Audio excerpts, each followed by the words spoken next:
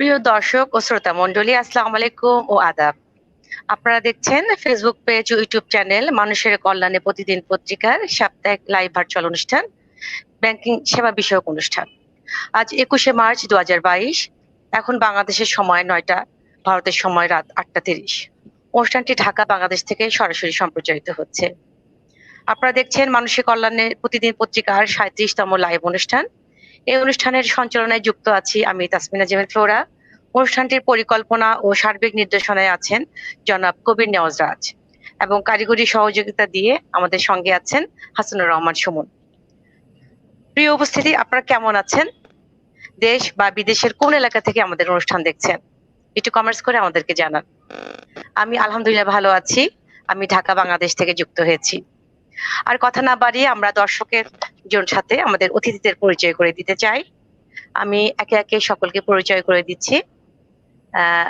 প্রিয় অতিথি, আপনারা আপনাদের পরিচয় দিন। আসাদ ভাই। জি, আসসালামু আলাইকুম আলহামদুলিল্লাহ। আমি মোহাম্মদ আসাদুজ্জামান। আমি senior assistant vice president and head of ইসলামী banking division Jamuna Bank Limited. আমি গুলশানে আমার হেড অফিসে আছি। এই তো আমার অফিসিয়াল পরিচয়। আসাদ ভাই, আপনার সাউন্ড একটু আস্তে আসছে, একটু কোনোভাবে সাউন্ডটা বাড়ানো যায় কিনা একটু যদি দেখতেন, বা স্পিকারটা একটু কাছে নেওয়া যায় কিনা।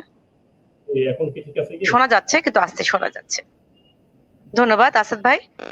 আমরা চলে যাচ্ছি আব্দুল আল মামুন। ধন্যবাদ মামুন ভাই, আপনার পরিচয়টা দেন। জি, আমি আব্দুল্লাহ আল মামুন। আমি অ্যাসিস্ট্যান্ট ভাইস প্রেসিডেন্ট। আপনি কি শুনতে পাচ্ছেন? জি, আমি শোনা যাচ্ছে আপু আমার কথা? জি, আমরা শুনতে পাচ্ছি। আপু আমার কথা শোনা যাচ্ছে? জি, আমি আব্দুল্লাহ আল মামুন। মামুন ভাই, আপনি আপনার পরিচয়টা দিন। জি, শোনা যাচ্ছে, বলেন। জি, আমি আব্দুল্লাহ আল মামুন। আমি assistant vice president AB bank বর্তমান ব্রাঞ্চ আছে চট্টগ্রামে। জেনারেল ব্যাংকিং ডিভিশনটাই মেইনলি আমি দেখি আর কি। ধন্যবাদ আপু। বিষয় আছে।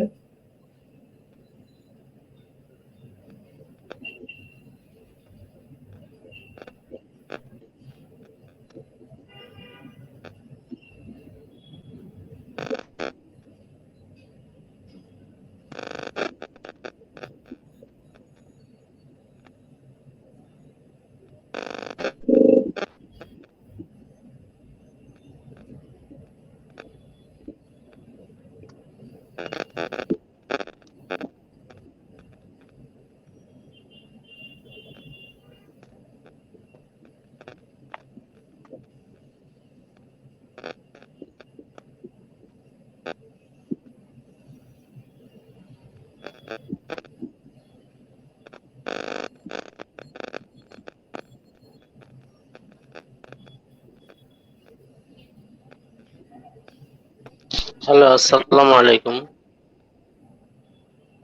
আমার ভয়েস কি শোনা যায়? জি জি, শোনা যাচ্ছে, বলুন। আমি অনেকের কণ্ঠ শুনতে পাচ্ছি না, এই জন্য জিজ্ঞেস করলাম। আমি তারেক মোহাম্মদ নুরুল্লাহ, সোশ্যাল ইসলামী bank limited, Galimpur branch, Nawabganj, Dhaka. আমি জুনিয়র অফিসার হিসেবে আছি।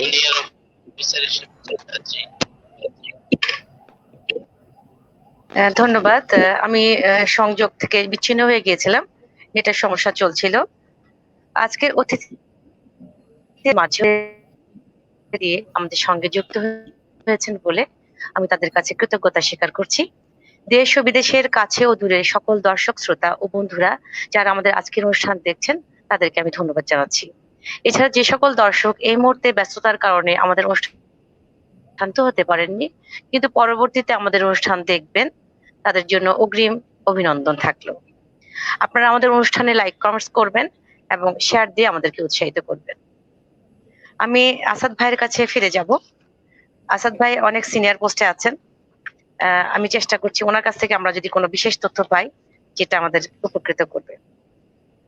আসাদ ভাই, বর্তমানে ইসলামী ব্যাংক এর চাহিদা দিন দিন বেড়েই চলেছে। আমরা জানতে চাচ্ছি আসলে ইসলামী ব্যাংক ও প্রচলিত অন্যান্য ব্যাংকের মধ্যে পার্থক্য কি? জি, থ্যাংক ইউ আপা। আপনি একটি অতীব গুরুত্বপূর্ণ বিষয়ে প্রশ্ন করেছেন। এটা আসলে আমরা সম্প্রতি আমরা দেখতে পাই বাংলাদেশ সহ গোটা বিশ্বে ইসলামী ব্যাংকিং এর প্রচার প্রসার এবং এটার ব্যক্তি এবং এটার চাহিদা অনেক বেশি এবং দিন দিন বেড়েই চলছে।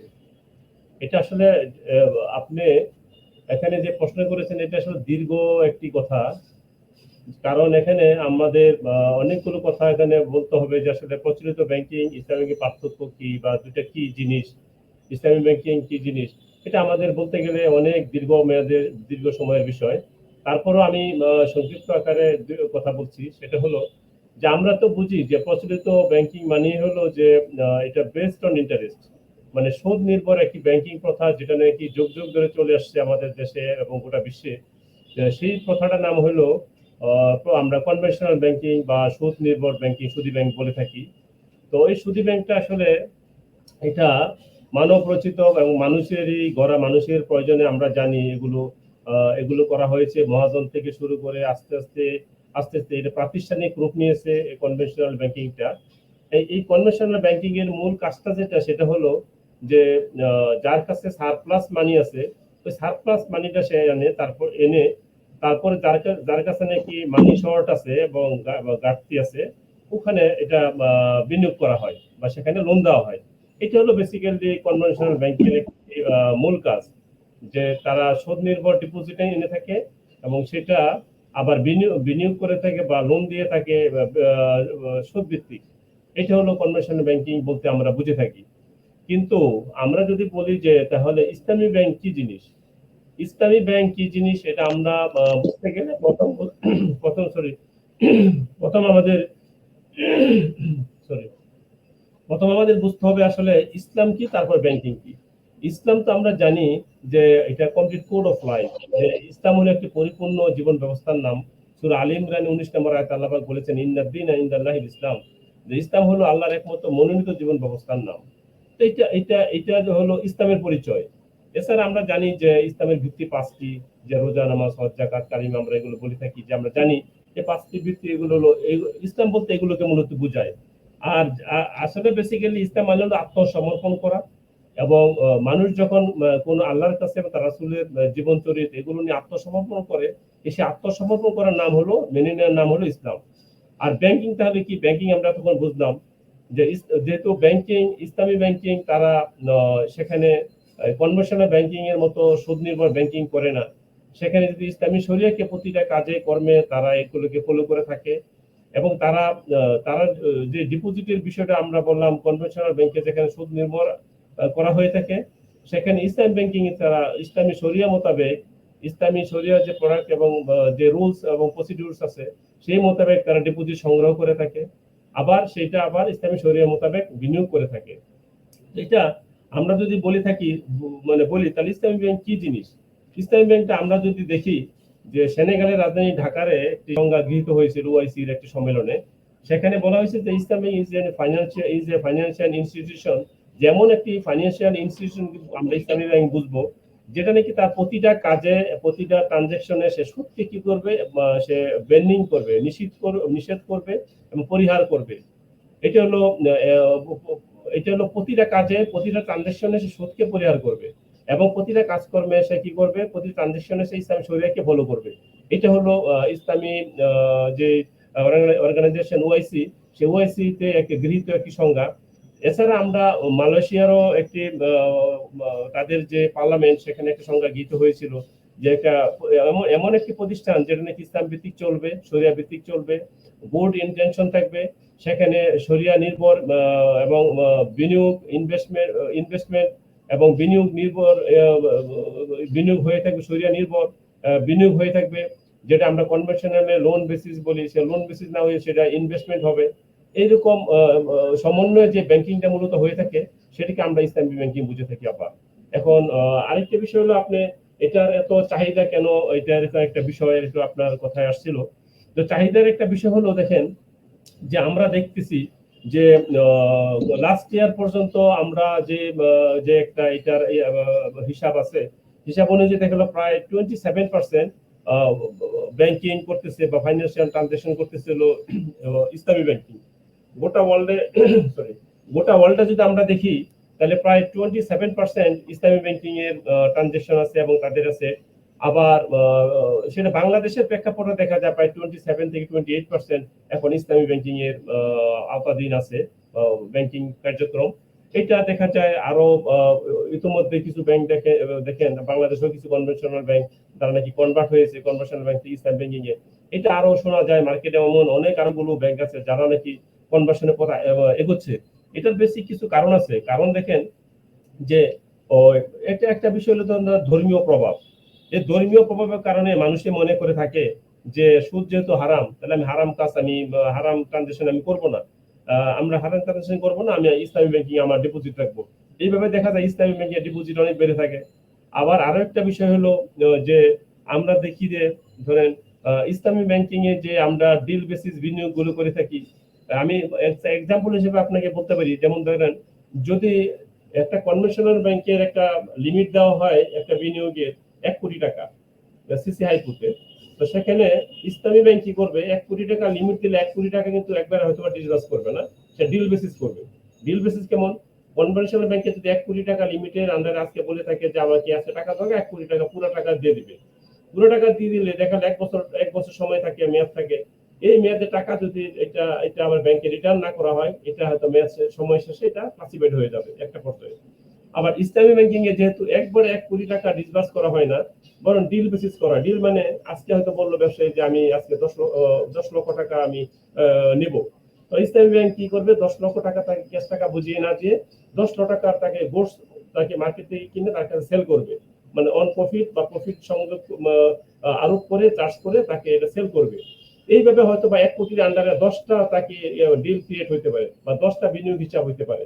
তো কোনো কারণে যদি এই টাকা যদি রিটার্ন ব্যাংকে না আসে, তাহলে হয়তো ওই যে ফার্স্ট যে ডিলটা নিয়েছিলেন কোনো কাস্টমার, সে ফার্স্ট ডিল হয়তো প্রথম ক্লাসিফাইড হবে বা খারাপ ঋণে পরিণত হবে, খারাপ বিনিয়োগে পরিণত হবে। আস্তে আস্তে যদি দেখা গেল সেকেন্ড যে ডিলটা হলো সেটাও কিন্তু আবার 1 বছর মেয়াদি হবে, থার্ড ডিল হবে 1 বছর মেয়াদি। এইভাবে 1 কোটি লিমিটের আন্ডারে কমপক্ষে 10টি মেয়াদ হইতে পারে, 10টি ডিল হইতে পারে, আরো বেশি হইতে পারে। তো যদি 1 কোটি লিমিটের আন্ডারে 10টি ডিল হয়, এই 10টি ডিলের জন্য কিন্তু প্রতি বছর 10টা বছর হইতে পারে এটার মেয়াদ। এতে দেখা যায় মানে 1 কোটি টাকা একবারে একটি ব্যাংকের, একটি ইসলামী ব্যাংকের বিনিয়োগ হিসাব কখনো ক্লাসিফাইড হওয়ার সুযোগ থাকে না। এইভাবে ক্লাসিফিকেশনের জন্য আবার প্রভিশন রাখতে হয়, কিন্তু ইসলামী ব্যাংকিং এর প্রভিশন যেহেতু লোন ক্লাসিফিকেশন কম, কিন্তু প্রভিশনও কম রাখতে হয়। এই সমস্ত কারণে দেখা যায় এই সমস্ত ব্যাংক ইসলামী ব্যাংকের ফেসিলিটি খুব বেশি। আরেকটা বিষয় দেখেন যে কনভেনশনাল ব্যাংকে আমরা সিআরআর এসএলআর রাখি হলো 17%, মানে 4% আমরা রাখি হলো সিআরআর আর এসএলআর রাখি হলো 13%। সেখানে আমরা ইসলামী ব্যাংকিং এ আমরা সিআরআর রাখি হলো 4%, আবার আমরা সেখানে এসএলআর রাখি হলো 5%, মানে সব মিলে 9%। এখানে 7.5% কিন্তু ইসলামী ব্যাংকিং এ তারা ডিপোজিট বা হাতে থেকে যায়, মানে লিকুইডিটি হাতে থাকে, যে টাকাটা তারা নাকি ইনভেস্ট করতে পারে। তো যেহেতু কোনো কাস্টমার যদি 100 টাকা ব্যাংকে জমা রাখে কনভেনশনাল ব্যাংকে, সেখানে হয়তো বা এই যে বিধিবদ্ধ বা এসএলআর সিআরআর যেটা রাখার পরে 70% রাখার পরে বাকি টাকাটুকু ইনভেস্ট করতে পারে। সেখানে ইসলামী ব্যাংক কিন্তু অনলি 9% রেখে বাকি প্রায় 91% বিনিয়োগ করতে পারে। এটা বড় একটা ইসলামী ব্যাংকিং এর সুযোগ। এই সমস্ত কারণে দেখা যায় একদিক দিয়ে ধর্মীয় অনুভূতি, সুদী একটা কারবার আছে, মানুষের সুদ ব্যবস্থাকে অনেকে অপছন্দ করে থাকেন, যারা নাকি আমাদের ধর্মীয় সেন্টিমেন্টের একটা ব্যাপার আছে। কারণ আপনারা জানেন যে এই সুদ হারাম কিন্তু শুধু আসলে আমাদের ইসলাম ধর্মে নয়, অন্যান্য ধর্মে, ইহুদিদের ধর্মে, আদার্স যে ধর্ম আছে, সকল মনীষীগণ কি সুদকে তারা খারাপ মনে করেন, সুদকে একটা পাপ কর্ম তারা মনে করে থাকেন। এবং আমাদের দেশের যে ম্যাক্সিমাম ধর্মীয় এবং ধর্মপরায়ণ মুসলিম আছেন, তারাও কিন্তু এটাকে সেইভাবে নিয়েছে যে আসলে আমরা সুদী কারবার করতে চাই না, তারা সুদী কারবার করতে চায় না, তারা ইসলাম ব্যাংকের সাথে ওতপ্রোতভাবে জড়িত হতে চায়। তারা দুনিয়াতে যেমন তারা ইসলামকে ফলো করতে চায়, তারা মনে করে যে পরকালের যে সুদের এত কঠিন পাপ, সেই পাপ থেকে যেন তারা নিষ্কৃতি পায়। এই জন্য আসলে ইসলাম ব্যাংকিং কে তারা পছন্দ করে থাকে। এইভাবে দিন দিন আসলে আমাদের দেশ তথা গোটা বিশ্বে ইসলাম ব্যাংকের প্রচার প্রসার এবং এটা ব্যক্তি অনেক বৃদ্ধি পেয়েছে এবং এটা জনপ্রিয়তা অনেক বৃদ্ধি পেয়েছে, আপনারা জানেন। থ্যাংক ইউ আপা। আজকের আয়োজনের মাধ্যমে আমরা আসাদ ভাইয়ের মাধ্যমে আমরা জানতে পারছি অনেক মূল্যবান তথ্য, মূল্যবান কথা। আমরা ইসলামী ব্যাংকিং এর উপর আশা করবো যে পরবর্তীতে ব্যাপক আকারে অনুষ্ঠান করব, যাতে আমরা আরো বিস্তারিত জানতে পারি। যেহেতু আজকে অনুষ্ঠান সংক্ষিপ্ত, আমরা পরবর্তী বক্তার কাছে চলে যাচ্ছি। ধন্যবাদ আসাদ ভাই। আব্দুল্লাহ আল মামুন, আপনি আমাদেরকে একটু বলুন যে কিভাবে অবৈধ লেনদেন শনাক্ত করা সম্ভব ব্যাংকিং সেক্টরে। ধন্যবাদ জেবিন আপু আপনাকে, এবং আমি যারা উপস্থিত আছে জনাব Asaduzzaman sir, head of Islamic banking division Jamuna bank, যারা উপস্থিত আছেন সবাইকে অভিনন্দন জানাই। আসলে এখানে অবৈধ লেনদেনটা শনাক্ত করার জন্য ব্যাংকিং সেক্টরে, যেটা আমরা সংক্ষিপ্ত আকারে বলতেছি, কারণ এখানে অনেক ব্যাপক আকার মানি লন্ডারিং, আপনারা জানেন বাংলাদেশ ব্যাংক প্রেসক্রাইব অনেক ধরনের ট্রেনিং এবং ইন্টারনাল ট্রেনিং গুলো মানি লন্ডারিং এর উপর সবাইকে দেওয়া হয়, বিশেষ করে ব্যাংক কর্মকর্তাদের। এখানে যারা অবৈধভাবে টাকা উপার্জন করে, এটা ব্যাংকের মাধ্যমে আসলে অ্যাকাউন্ট এবং লেনদেনের মাধ্যমে এটাকে বৈধ করার চেষ্টা করে। সেক্ষেত্রে আমরা এই টিপি যখন অ্যাকাউন্ট ওপেন করা হয়, এক্সপেক্টেড ট্রানজাকশন প্রোফাইল আমরা নিই, ও প্রোফাইল বা অতিক্রম করতে পারে। এখন অ্যাকাউন্ট যখন ওপেন করা হয়, তখন আমাদের এখন অনেক ধরনের গাইডলাইনের মধ্যে একটি গুরুত্বপূর্ণ গাইডলাইন হচ্ছে সোর্স অফ ইনকাম এবং তার এক্সপেক্টেড ট্রানজাকশন প্রোফাইল। এই দুটো যদি ভায়োলেট করে এবং তার লেনদেনের গতিবিধি কিভাবে বাইরে যাচ্ছে, ছড়িয়ে যাচ্ছে, ওইটা মনিটরিং করার মাধ্যমে আমাদের এখন সেন্ট্রাল ভাবে এটা মনিটরিং করে, এবং আমরা 1 থেকে 7 তারিখের মধ্যে যেটা বাংলাদেশ ব্যাংকে রিপোর্ট পাঠাতে হবে, সিটিআর এবং এসটিআর, এই রিপোর্টের মাধ্যমে আমরা আসলে মূলত এগুলো করা যায়। এর বাইরে অনেক ধরনের পদ্ধতিগুলো আছে, মূলত ব্রাঞ্চ অফিসাররা এবং ব্রাঞ্চ ব্যাংক কর্মকর্তারা এর বাইরে তো আর যেতে পারে না। এর বাইরে বিএফআই বাংলাদেশ ব্যাংকের একটা ইউনিট আছে, ওনারাই মূলত এটাকে। তবে আমরা মূলত ও ট্রানজাকশন প্রোফাইল এবং ওর সোর্স অফ ইনকাম যদি ভায়োলেন্স হয়, তার ইনকামের লেনদেন এবং এই মাত্রা যদি বেড়ে যায়, আমরা যতটুকু আশা করবো তার চেয়ে যদি বেশি হয়ে যায়, আমরা ওইভাবেই আসলে মূল্যায়নটা করি। ধন্যবাদ জেবিন আপু।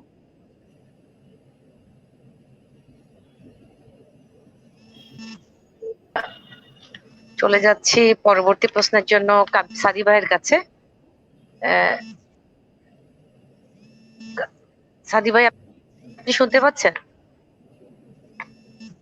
আমার এখানে সাউন্ড সিস্টেমের সমস্যা হচ্ছে, সাদি ভাই কি শুনতে পাচ্ছেন কিনা? সাদি ভাই, লোন প্রদানের মূল বিবেচ্য বিষয়গুলো কি হবে একটু যদি আলোচনা করতেন। লোন প্রদানের মূল বিবেচ্য বিষয়।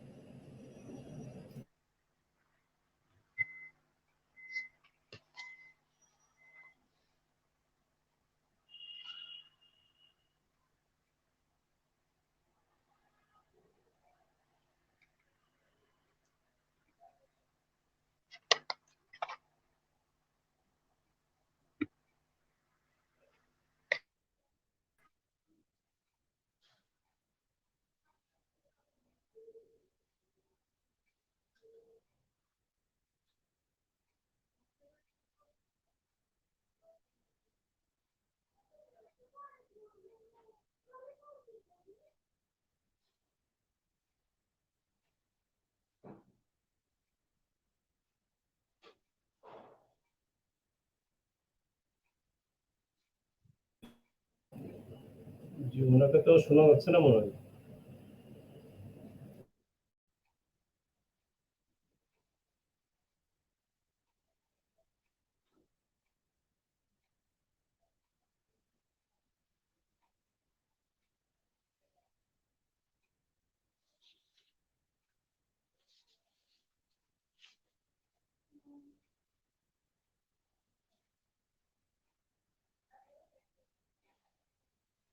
কাবিল ভাই, আপনি কি শুনতে পাচ্ছেন?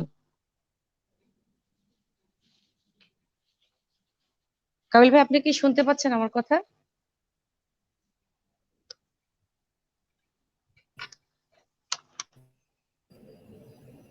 ওনার মনে হয় নেটে কোনো প্রবলেম।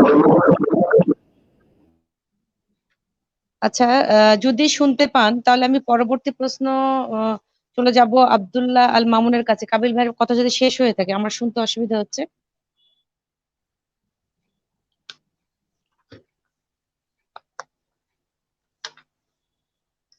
সরি, আব্দুল্লাহ তারেক নুরুল্লাহ ভাইয়ের কাছে চলে যাই। আমি শুনতে পাচ্ছি না, যদি এই মুহূর্তে আমি কিছুই শুনতে পাচ্ছি না। তো যাই হোক, তারেক, তারেক কোথায়? তারেক মনে বিচ্ছিন্ন হয়ে গেছে নেটের সমস্যার কারণে। আমি আসাদ ভাইয়ের কাছে ফিরে আসি। আমাদের নবী করিম সাল্লাল্লাহু আলাইহি সাল্লামের জীবন দশায় ব্যাংক ছিল না, তাহলে ইসলামী ব্যাংকের ধারণার উৎসটা কি? আসাদ ভাই যদি একটু জি বলতেন। জি জি, thank you, thank you। জি আসলে দেখেন, ইকো হচ্ছে মনে হয়। হ্যালো, আমরা সবাইকে মিউট করে দিই, তাহলে আমার মনে ইকো হবে না। জি হ্যালো, জি আপা ঠিক আছে। হ্যাঁ, আমরা শুনতে পাচ্ছি, আপনি বলেন। আমার এখানে ডাবল ডাবল আওয়াজ হচ্ছে। হ্যালো, ওকে। জি জি, আপনার প্রশ্ন ছিল যে আসলে নবী করিম সাল্লাল্লাহু আলাইহি ওয়াসাল্লামের সময় জীবদ্দশায় তো আসলে ব্যাংকিং ছিল না, তাহলে আমরা ইসলামী ব্যাংকিং করতেছি, এটার সোর্সটা কি, কিভাবে হলো? বিষয়টা হলো এরকম, তাই না? তা আসলে এটা অনেকেরই মনে প্রশ্ন এরকম যে আসলে ইসলামী ব্যাংকিং আমরা করতেছি, এটা কিভাবে করতেছি? কারণ নবী করিম সাল্লাল্লাহু আলাইহি ওয়াসাল্লাম, আমরা তো করছি ইসলামী ব্যাংকিং। তাহলে ইসলামে তো আমরা যদি দেখি যে 1400 বছর আগে তখন তো ব্যাংকিং ছিল না। তাহলে এখন আমি যদি বলি আসলে 1400 বছর আগে তো কোনো ইউনিভার্সিটি ছিল না, 1400 বছর আগে তো আসলে প্রাতিষ্ঠানিক কোনো মাদ্রাসাও ছিল না। হ্যাঁ, তাহলে এখন কি তাহলে আমরা মাদ্রাসা বা ইউনিভার্সিটি এগুলো কি আমরা করবো না? তো আসলে বিষয়টা এরকম না যে আসলে আমরা দেখেন যে ইসলামী ব্যাংকিং আসলে ইসলামকে ফলো করা হয়ে থাকে। যেহেতু সুদকে নিষিদ্ধ করা হয়েছে কোরআনে এবং হাদিসের মাধ্যমে, নিষিদ্ধ করা হয়েছে। তো যুগ যুগ ধরে এবং রাসূলুল্লাহ সাল্লাল্লাহু আলাইহি ওয়াসাল্লামের জীবদ্দশায় যে আসলে ইসলামী যে অর্থ ব্যবস্থাটা, সেটা একটা ভিত্তি গড়ে উঠেছিল। কারণ তখন যারা নাকি সুদ ভিত্তিক লেনদেন করতেন, আল্লাহ রাসূল তাদেরকে নিষেধ করেছেন যে তোমরা তোমরা সুদ ছেড়ে দাও। আপনারা জানেন যে আহ, আমি যদি রেফারেন্স হিসেবে বলি যে দেখেন, আহ, যে কোরআন শরীফের যে প্রথম যে আয়াতটা অবতীর্ণ হয় সুদের ব্যাপারে, আপনারা জানেন যে আমি চারটা পর্যায়ে সুদ হারাম করা হয়। প্রথম আয়াতটা যখন হয় যে প্রথম পর্যায়ে বলা হয়েছিল যে ওমা আতাতুম মির রিবা লিয়ারবুয়া ফি আমওয়ালিন নাস, যে তোমরা যে মানুষদেরকে যে সুদ দিয়ে থাকো যে তোমাদের সম্পদ বৃদ্ধি পাবে সেই আশায়, আসলে এতে তোমাদের সম্পদ বৃদ্ধি পায় না। মূলত তোমাদের সম্পদ বৃদ্ধি পায় তোমাদের দান সৎকা এগুলোর মাধ্যমে সম্পদ বৃদ্ধি পায়, সুদের মাধ্যমে সম্পদ বৃদ্ধি পায় না। চূড়ান্ত পর্যায়ে, চতুর্থ পর্যায়ে আল্লাহ পাক সূরা আল বাকারার 275 নম্বর আয়াত, ওয়া হাল্লাল্লাহুল বাই'a হাররামা রিবা, এই আয়াতটির মাধ্যমে যে আল্লাহ পাক সুদকে হারাম করেছেন, ব্যবসাকে হালাল করেছেন, এই আয়াতটির মাধ্যমে সুদকে চিরতরে নিষিদ্ধ ঘোষণা করা হয় এবং হারাম ঘোষণা করা হয়। তো এইভাবে দেখা যায় যে সাহাবীরা এই আয়াতের ভিত্তিতে এবং এই ধরনের রাসূল সাল্লাল্লাহু আলাইহি ওয়াসাল্লামকে অনুসরণের মাধ্যমে, কোরআন আয়াতকে অনুসরণের মাধ্যমে তারা একটা সিস্টেম চালু করেছিলেন, বাইতুল মাল ভিত্তিক ইসলামী অর্থব্যবস্থা তারা চালু করেছিলেন। তৎকালীন মদিনা রাষ্ট্র, রাসূল সাল্লাল্লাহু আলাইহি ওয়াসাল্লাম প্রেসিডেন্ট ছিলেন, নবী ছিলেন, আল্লাহ রাসূল ছিলেন। সেইভাবে এবং সাহাবীরা অনেক অনুসরণ করতেন এবং তারা তখন যা প্রায় বিশ্বের বিভিন্ন জায়গায় তারা ছড়িয়ে ছিটিয়ে পড়েছিলেন। এবং তারা যে ব্যবসা বাণিজ্য করতেন, হ্যাঁ আমরা দেখি যে আরব বিশ্বে, আরব এলাকার বাইরেও তারা বিভিন্ন জায়গায় তারা ব্যবসার জন্য ছড়িয়ে ছড়িয়ে পড়েছিলেন। এবং তারা যেভাবে একটা অর্থ ব্যবস্থা এবং বেস্টন শরিয়া, তারা যেভাবে নাকি একটা ব্যবসায়িক সিস্টেম চালু করেছেন, সেই বেসিসের উপর মূলত মদিনা রাষ্ট্র কায়েম হয়েছিল বাইতুল মাল ভিত্তিক। এবং পরবর্তীতে সেটা সাহাবীদের আমলে, খোলাফায়ে রাশিদিনের আমলে, 4 খলিফার আমলে এটা অনুসরিত হয়ে আসছিল। তার পরবর্তীতে খলিফাদের আমলে এটা প্রচলিত হয়ে আসছিল। তো একটা পর্যায়ে দেখা যায় নাকি যখন নাকি বিদেশি বিনিয়োগের কবলে আমরা পড়ে গিয়েছিলাম, আমাদের দেশ সহ যে সমস্ত দেশ ব্রিটিশদের দখলে চলে গিয়েছিল, একটা পর্যায়ে আমরা আবার এই ইসলামী অর্থ ব্যবস্থা থেকে সুদি কারবারের দিকে আমরা ঢুকে পড়েছি। তো কালক্রমে দেখা যায় আমরা যতই নাকি আসলে আমরা সুদের মধ্যে আমরা মাঝখানে হয়তো বা ডুবে গিয়েছিলাম এই ব্রিটিশ বিনিয়োগের কবলে পড়ে, কিন্তু আলেম ওলামা যারা আছেন এবং যারা নাকি ইসলামী জ্ঞানী গুণী উলুল আলবাব বলতে আমরা যাকে বুঝি, এবং যারা নাকি আলেম ওলামা আছেন, ইসলামী মনীষী আছেন, হ্যাঁ, ইসলামী মনীষী যারা আছেন, তো ওনারা ওনারা কখনো কিন্তু চুপ করে বসে থাকেননি। ওনারা ওনারা যে কোরআন আয়াতের মাধ্যমে সুদকে হারাম করা হয়েছে এবং হাদিসের মাধ্যমে নিরুৎসাহিত করা হয়েছে সুদের ব্যাপারে, এই সমস্ত ব্যাপারে ওনারা যথেষ্ট সোচ্চার ছিলেন যুগে যুগে।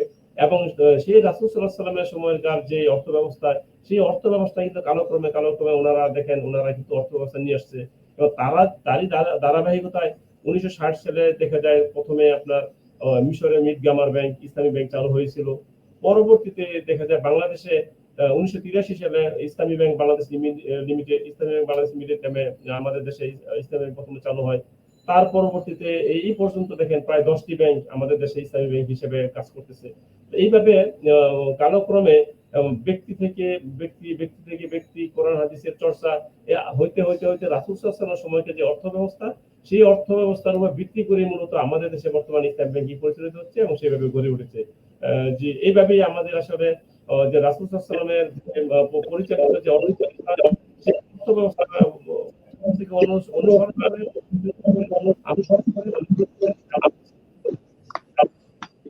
ধন্যবাদ আসাদ ভাই, আপনার কাছে আমি শেষ করেছি।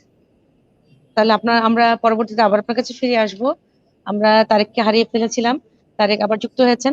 তারেক, যদি আপনি আমাদেরকে একটু বলতেন যে বাংলাদেশের যে ব্যাংকের রেমিটেন্সের উপর যে প্রণোদনা প্যাকেজ চলছে, এটার প্রভাব কতটুকু গ্রাহকদের মধ্যে আপনি লক্ষ্য করছেন এবং এই সফলতা ব্যাংক কতটুকু ভোগ করছে? আসসালামু আলাইকুম, ধন্যবাদ। আমাকে শোনা যায় আপা? অসংখ্য ধন্যবাদ। আমার ভয়েস কি ক্লিয়ার আপা? হ্যালো। হ্যাঁ, শোনা যাচ্ছে, খুব পরিষ্কার শোনা জি যাচ্ছে। ধন্যবাদ। আচ্ছা, আমার মধ্যখানে আমি একটু ওই যে নেট প্রবলেমের কারণে হয়তো বা বিচ্যুত ছিলাম, এবং আজকে নেট প্রবলেমটা সো মাচ, অনেকের কথাও শুনতে পাইনি। অভিজ্ঞ আছেন আমাদের সিনিয়র স্যারেরা। এই বাংলাদেশ ব্যাংক যে বর্তমান এই ফরেন রেমিটেন্সের উপর 2% আগে দিয়ে আসছিল 2019 থেকে জুলাইয়ের 1 তারিখ থেকে, এবং ওটা বর্তমানে 2.5% করে এখন এই ফরেন রেমিটেন্সের উপর প্রণোদনা প্যাকেজ ঘোষণা করেছে। এটা 2022 সালের এই জানুয়ারি 1 তারিখ থেকে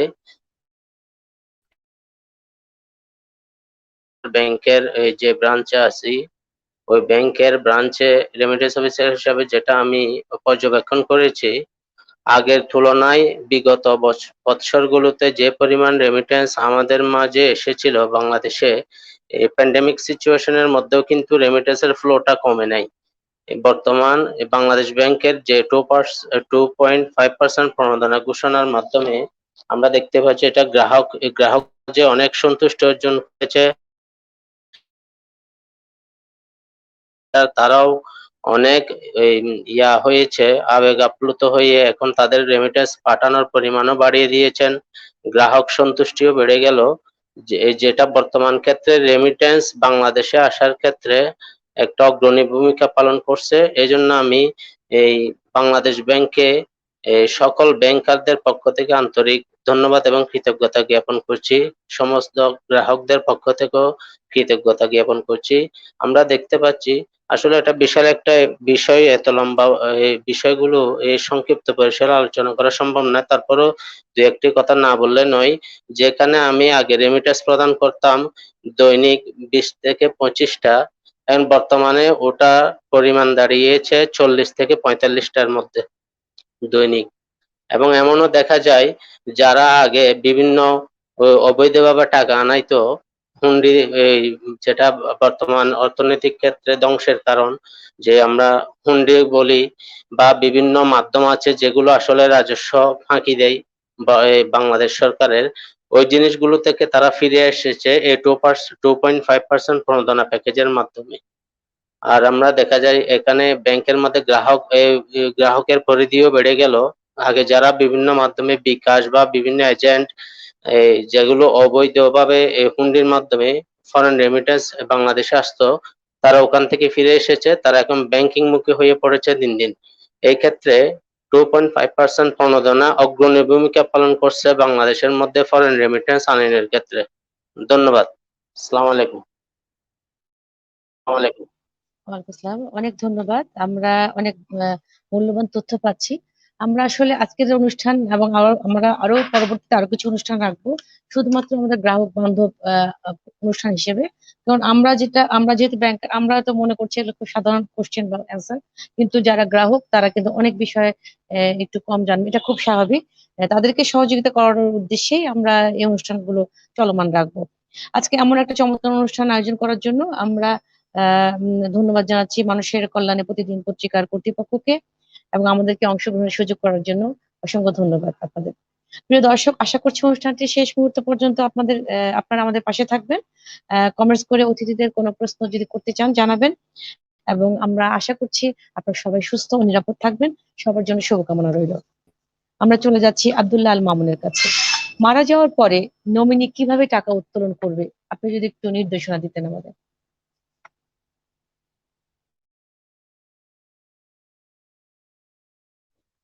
এখন মারা যাওয়ার পরে প্রথম যেটা ব্যাংকারদেরকে কর্তব্য, যদি কাস্টমার সশরীরে আসে যদি বলে যে মানে মারা গেছে ওনার অ্যাকাউন্ট হোল্ডার বা নমিনেশন বা রিলেশনের মাধ্যমে, দ্যাট সার্টিফিকেট, প্রথম দ্যাট সার্টিফিকেট আনতে তো অনেক সময় লাগে, কিন্তু ব্যাংকারদের যে কাজটা, আমি যদি শুনি যে আমি যেটা মনে করি, এবং বাংলাদেশ ব্যাংক গাইডলাইনেও আছে, আমাদের ইন্টারনাল পলিসিতেও আছে, যেটা হোল্ড করে ফেলা অ্যাকাউন্ট, হোল্ড ওনার অ্যাকাউন্টে যে পরিমাণ অর্থ আছে ওটা কেউ যাতে তুলতে না পারে, যখন আমি নিউজটা পাই এরপর ফরম্যালিটিস হিসেবে ওনার ডেথ সার্টিফিকেট এবং অন্যান্য নমিনি যে documents bank prescribe, Bangladesh bank prescribe নমিনেশনের সিগনেচার এবং সব প্রোভাইড করতে হয়। তবে এই ক্ষেত্রে অ্যামাউন্টের উপরও ব্রাঞ্চ কন্ট্রোলিংটা নির্ভর করে। অ্যামাউন্ট যদি একটা সিগনিফিকেন্ট অ্যামাউন্ট হয়তো ব্রাঞ্চের হাতে থাকে, ওরা যদি নমিনেশন অল্প টাকা থাকে তাহলে হয়তো সেটেল করে ফেলতে পারে ব্রাঞ্চ লেভেলে। আর যদি অ্যামাউন্ট যদি বেশি হয় তাইলে ওটা হেড অফিস থেকে এটা গ্লোবাল নিয়ে দিতে হয়। অবশ্যই এটা পে অর্ডারের মাধ্যমে নমিনেশন নমিনেশন বা যারা পাবে, এবং একাধিক নমিনি হলে ওইভাবে সাকসেশন লেটার আনতে হবে। সাকসেশন লেটার সাকসেশন লেটারের মাধ্যমে যে গ্রাফিক্যাল যারা যে পরিমাণ প্রাপ্য, যে বাংলাদেশি আইন অনুযায়ী ওইভাবেও অনেক সময় দেয়া যায়। মূলত এটাই মারা যাওয়ার পর ফার্স্ট ব্যাংকারদের আমরা যেটা করবো হোল্ড এবং সাকসেশন লেটার এবং ডেথ সার্টিফিকেট প্রথম আমরা করে তারপর ওনাকে ওনার কাছে সেটেল করবো যখন জানবো। আর অনেক সময় তো জানাও থেকে যায়, তখন সেটা আমরা সেটেল করা। ধন্যবাদ জেবিন আপু।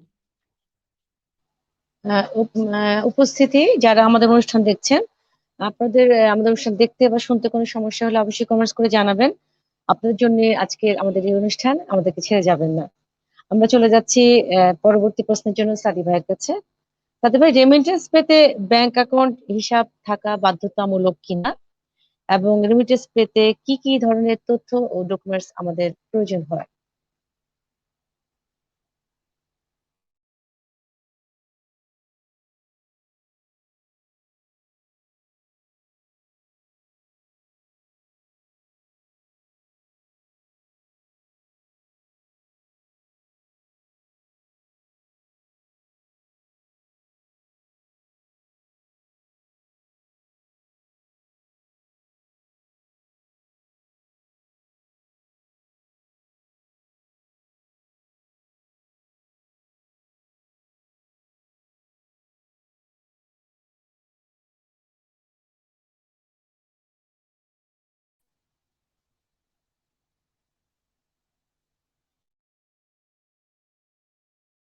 করতে হবে কিনা, আমি সাদি ভাইয়ের কোনো কথা শুনতে পাচ্ছি না।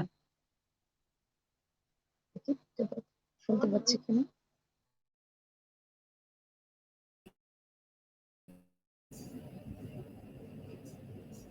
ওনার সম্ভবত নেটে কোনো সমস্যা থাকতে পারে, আমাদের চেক করা দরকার ওনার।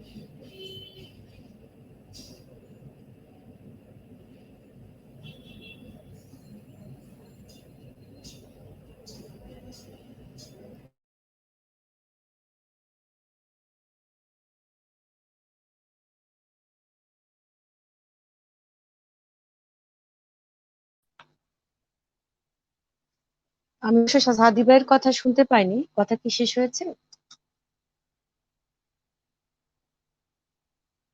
তারেক, আপনি কি আমার কথা শুনতে তারেক কি আমার কথা শুনতে পাচ্ছেন? জি আপা, আমি আপনার কথা শুনতে পাচ্ছি। কিন্তু সাদি ভাইয়ের কথা কি আপনি শুনতে পাচ্ছেন? হ্যাঁ, আমি তো শুনতে না, পাচ্ছি। ওনার কথা শুনতে পাচ্ছি না আমি। সাদি ভাই, আপনার কি আপ- আনমিউট করতে হবে নাকি? না না, আমি তো তাহলে শুনতে পাচ্ছি সবার কথা। সাদি ভাই, এখন কিন্তু শুনতে পাচ্ছি, এখন শুনতে ও পাচ্ছি। আচ্ছা আচ্ছা, আমি করা ছিল, আমি করা ছিল। জি। ঠিক আছে।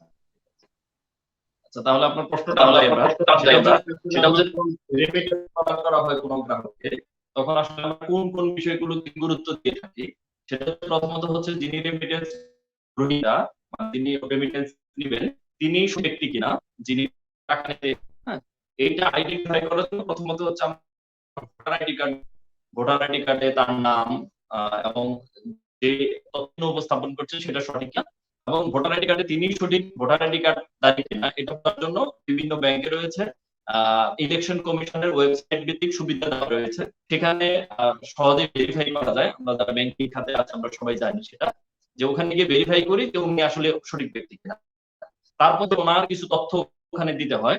সেটা হচ্ছে যেমন কত, কে পাঠাইছে, কোন দেশ থেকে পাঠানো হয়েছে, এই বিষয়গুলোকে গুরুত্ব দিতে হয়।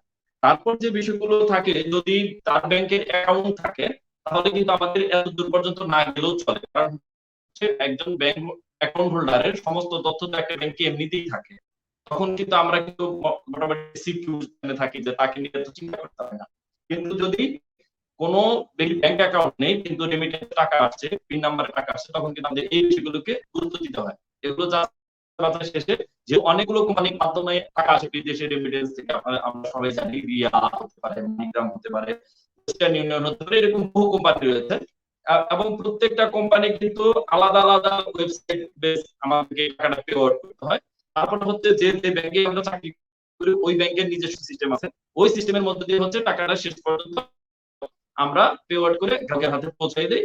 গ্রাহক ক্যাশ থেকে টাকাটা উত্তোলন করেন। এটা হচ্ছে রেমিটেন্স কিভাবে পাবে একজন গ্রাহক, এটা হচ্ছে একটা প্রসিডিউর। ধন্যবাদ। ধন্যবাদ, অসংখ্য ধন্যবাদ সাদি ভাই। তারেকের কাছে ফিরে যাচ্ছি। কোনো হিসাবে কয়েকবার যদি চেক ডিসঅনার হয়ে যায়, সেখানে আসলে কি করণীয় থাকে? ধন্যবাদ আপা।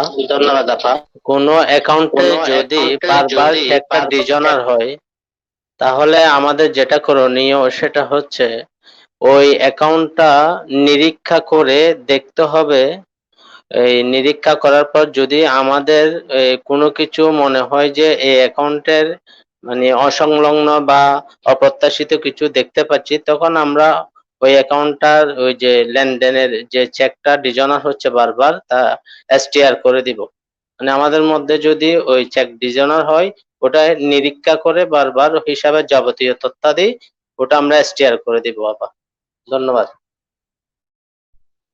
জনাব আসাদ, আপনি যদি আমাদেরকে বলতে, ব্যাংক তো বাংলাদেশ ব্যাংকের অধীনে পরিচালিত, বাংলাদেশ ব্যাংক চলে সুদের ভিত্তিতে, তাহলে ইসলামী ব্যাংক কিভাবে সুদ মুক্ত হয়ে পরিচালিত হচ্ছে? জি আপা, থ্যাংক ইউ। এটা কি চমৎকার প্রশ্ন করলেন। জি জি জি, চমৎকার কোশ্চেন করলেন আপনি। যে আসলে বাংলাদেশ ব্যাংক চলছে হলো সুদ নির্ভর, আবার আমরা বলতেছি ইসলামী ব্যাংকিং। এটা একটা আসলে কন্ট্রাডিক্টরি মনে হয়, অনেকে এরকমই ধারণা করে থাকতেন এক সময়। কিন্তু তখন আসলে তখন ওই আমার বাংলাদেশ ব্যাংকিং কিন্তু তখন আলাদা কোনো ইসলামী ব্যাংকিং সেলও ছিল না। তারপরে আপনার আলাদা ইসলামী ব্যাংকিং যে অ্যাকাউন্ট গুলো করার জন্য সিআরআর মেনটেন করি আমরা, এখন আলাদা প্রতিটা ইসলামী ব্যাংকের জন্য তারা আলাদা একটা আলো দিয়ে কারেন্ট অ্যাকাউন্ট মেনটেন করে থাকে। হ্যাঁ, সিআরআর মেনটেন করে আলাদা ইসলামী শরিয়া ভিত্তিক যে অ্যাকাউন্ট, সেই অ্যাকাউন্ট তারা করে থাকে বাংলাদেশ ব্যাংকে। তারপরে আরেকটা বিষয় হলো ইসলামী ব্যাংকিং সেল, আপনারা জানেন বাংলাদেশ ব্যাংকে প্রতিষ্ঠিত হয়েছে। তার পরবর্তীতে আপনি দেখেন যে 2009 সালে একটা গাইডলাইন ফর ইসলামী ব্যাংকিং 2009 সালে বাংলাদেশ ব্যাংক ইস্যু করেছে। এই সমস্ত বিষয় কোন এক সময় যখন নাকি বাংলাদেশে যখন ইসলামের প্রথম প্রতিষ্ঠা হয়, তখন এই সমস্ত বিষয় কিন্তু ছিল না আমাদের দেশে। তখন দেখা যায় ওই সংশ্লিষ্ট ইসলামী ব্যাংকগুলো নির্দিষ্ট নীতিমালা এবং নিজেরা নিজেদের শরিয়া বোর্ডের মাধ্যমে ইস্যুকৃত যে সমস্ত মতামত, সেই সমস্ত সার্কুলারের মাধ্যমে তারা অনুসরণ করে থাকতো। তো বাংলাদেশ ব্যাংকের সাথে পরিচালিত যে সমস্ত ট্রানজাকশন গুলো হইতো সেগুলো দেখা যায় হয়তো বা প্রচলিত যে ব্যাংকিং মতো যে কারেন্ট অ্যাকাউন্ট সেইভাবে মেনটেন করা হইতো। এই সমস্ত বিষয় কিছু কিছু এরকম একটা কনফিউশন কাজ করতো। কিন্তু যখন নাকি আমাদের সম্পূর্ণ নাকি এখন বর্তমানে সেপারেট ইসলাম ব্যাংকিং এর জন্য আলাদা অ্যাকাউন্ট মেনটেন করা হয় বাংলাদেশ ব্যাংকে, আলাদা সেল আছে, আলাদা রিপোর্টিং আছে, সবকিছু আলাদা। এবং দেখেন আমাদের দেখেন এই যে কনভেনশনাল ব্যাংকিং এর মধ্যেও আমরা যারা ইসলামিক ব্যাংকিং করে থাকি তারা কিন্তু আলাদা ফাইন্যান্সিয়াল যে রিপোর্ট গুলো আলাদা, আমরা কিন্তু প্রফিট লস শেয়ার বা প্রফিট লস যে অ্যাকাউন্ট গুলো আলাদাভাবে আমরা অ্যাকাউন্ট গুলো মেনটেন করে থাকি। তো এইভাবে দেখা যায় বাংলাদেশ ব্যাংকের সাথে লেনদেন আমাদের যেগুলো হয়ে থাকে সেগুলো আমরা ইসলামী শরিয়া ভিত্তিক যে অ্যাকাউন্ট গুলো করা হয় সেই অ্যাকাউন্ট আমরা তাদের সাথে সেইভাবে লেনদেন করে থাকি। যার কারণে এই কথা বলা এখন আর সুযোগ নেই যে বাংলাদেশ ব্যাংক সুদী ব্যাংকিং আর আমরা ইসলাম ব্যাংকিং করতেছি তাহলে এখানে কি সুদ হয় না। আসলে এটা সুদের বিষয় এখন আর আগের মতো যেটা একসময় সন্দেহ আমরা করতাম বা আশঙ্কা করতাম সেরকম এখন নেই। এখন সম্পূর্ণ সেপারেটলি ইসলাম ব্যাংকিং অ্যাকাউন্ট মেনটেনের মাধ্যমে সেইভাবে বাংলাদেশ ব্যাংকের সাথে লেনদেন করা হয় এবং সম্পূর্ণ শরিয়া ভিত্তিক এবং শরিয়া সাপোর্টেড যে সিস্টেম সেই সিস্টেম মোতাবেক বর্তমানে বাংলাদেশ ব্যাংকের সাথে আমাদের ট্রানজাকশন গুলো হয়ে থাকে। এবং আরো আপনারা জেনে খুশি হবেন বাংলাদেশ ব্যাংকে কিন্তু এখন শরিয়া বোর্ড পর্যন্ত গঠন করা হয়েছে বর্তমানে। তো এটা কিন্তু আমাদের জন্য খুবই আশার কথা এগুলো যে বাংলাদেশ ব্যাংক আগে যেখানে নাকি প্রতিটা ব্যাংক তার নিজস্ব শরিয়া বোর্ডের মাধ্যমে পরিচালিত হইতো, এখন সেখানে আমাদের সেন্ট্রাল শরিয়া বোর্ড আছে, বাংলাদেশ আমাদের নিজেদের প্রত্যেকের শরিয়া বোর্ড আছে। আবার বাংলাদেশ ব্যাংকও তাদের তারা ইসলাম ব্যাংকিং সাইটগুলো দেখার জন্য এবং বিভিন্ন সময় তাদের সার্কুলার পরীক্ষা নিরীক্ষা এবং ইস্যু করার জন্য তারাও কিন্তু সেপারেটলি তারা শরিয়া বোর্ড গঠন করেছে। সুতরাং এখন বলা যায় যে পরিপূর্ণভাবেই আমরা ইসলামী ব্যাংকিং গুলো করে থাকি, সেই সমস্যা এখন আমাদের মধ্যে নেই ইনশাআল্লাহ। আল্লাহ পাক সামনে হয়তো আরো সুযোগ হবে যেগুলো ইসলামী প্রসার এবং ব্যক্তি গ্রহণযোগ্যতা আরো অনেক ব্যাপক হারে বৃদ্ধি পাবে। Thank you. অসংখ্য ধন্যবাদ। আমরা অনেক কিছু জানলাম। মানুষের কল্যাণে প্রতিদিন পত্রিকা দেশের সাধারণ মানুষের কল্যাণে কাজ করে যাচ্ছে ও সময়োপযোগী বস্তুনিষ্ঠ সংবাদ পরিবেশন করে চলেছে। এই চ্যানেল থেকে প্রতি সোমবার রাত 9টায় নিয়মিত অনুষ্ঠান প্রচারিত হচ্ছে। প্রিয় শ্রোতা, আশা করছি আমাদের আগামী পরবর্তী অনুষ্ঠানগুলোতেও আপনারা এভাবে আমাদের সঙ্গে থাকবেন। আমাদের অনুষ্ঠানে কেউ অংশ নিতে চাইলে বা এখানে কোনো বিজ্ঞাপন দিতে চাইলে আপনারা কর্তৃপক্ষের সাথে যোগাযোগ করবেন। আপনারা যে কোনো নির্দেশনা, পরামর্শ ও প্রস্তাবনা আমরা সাদরে গ্রহণ করব। আমরা পরবর্তী প্রশ্নে চলে যাচ্ছি আব্দুল্লাহ আল মামুনের কাছে। আপনি যদি একটু আমাদের বলতেন যে মানি লন্ডারিং এর মাধ্যমে কিভাবে কালো টাকা সাদা হচ্ছে।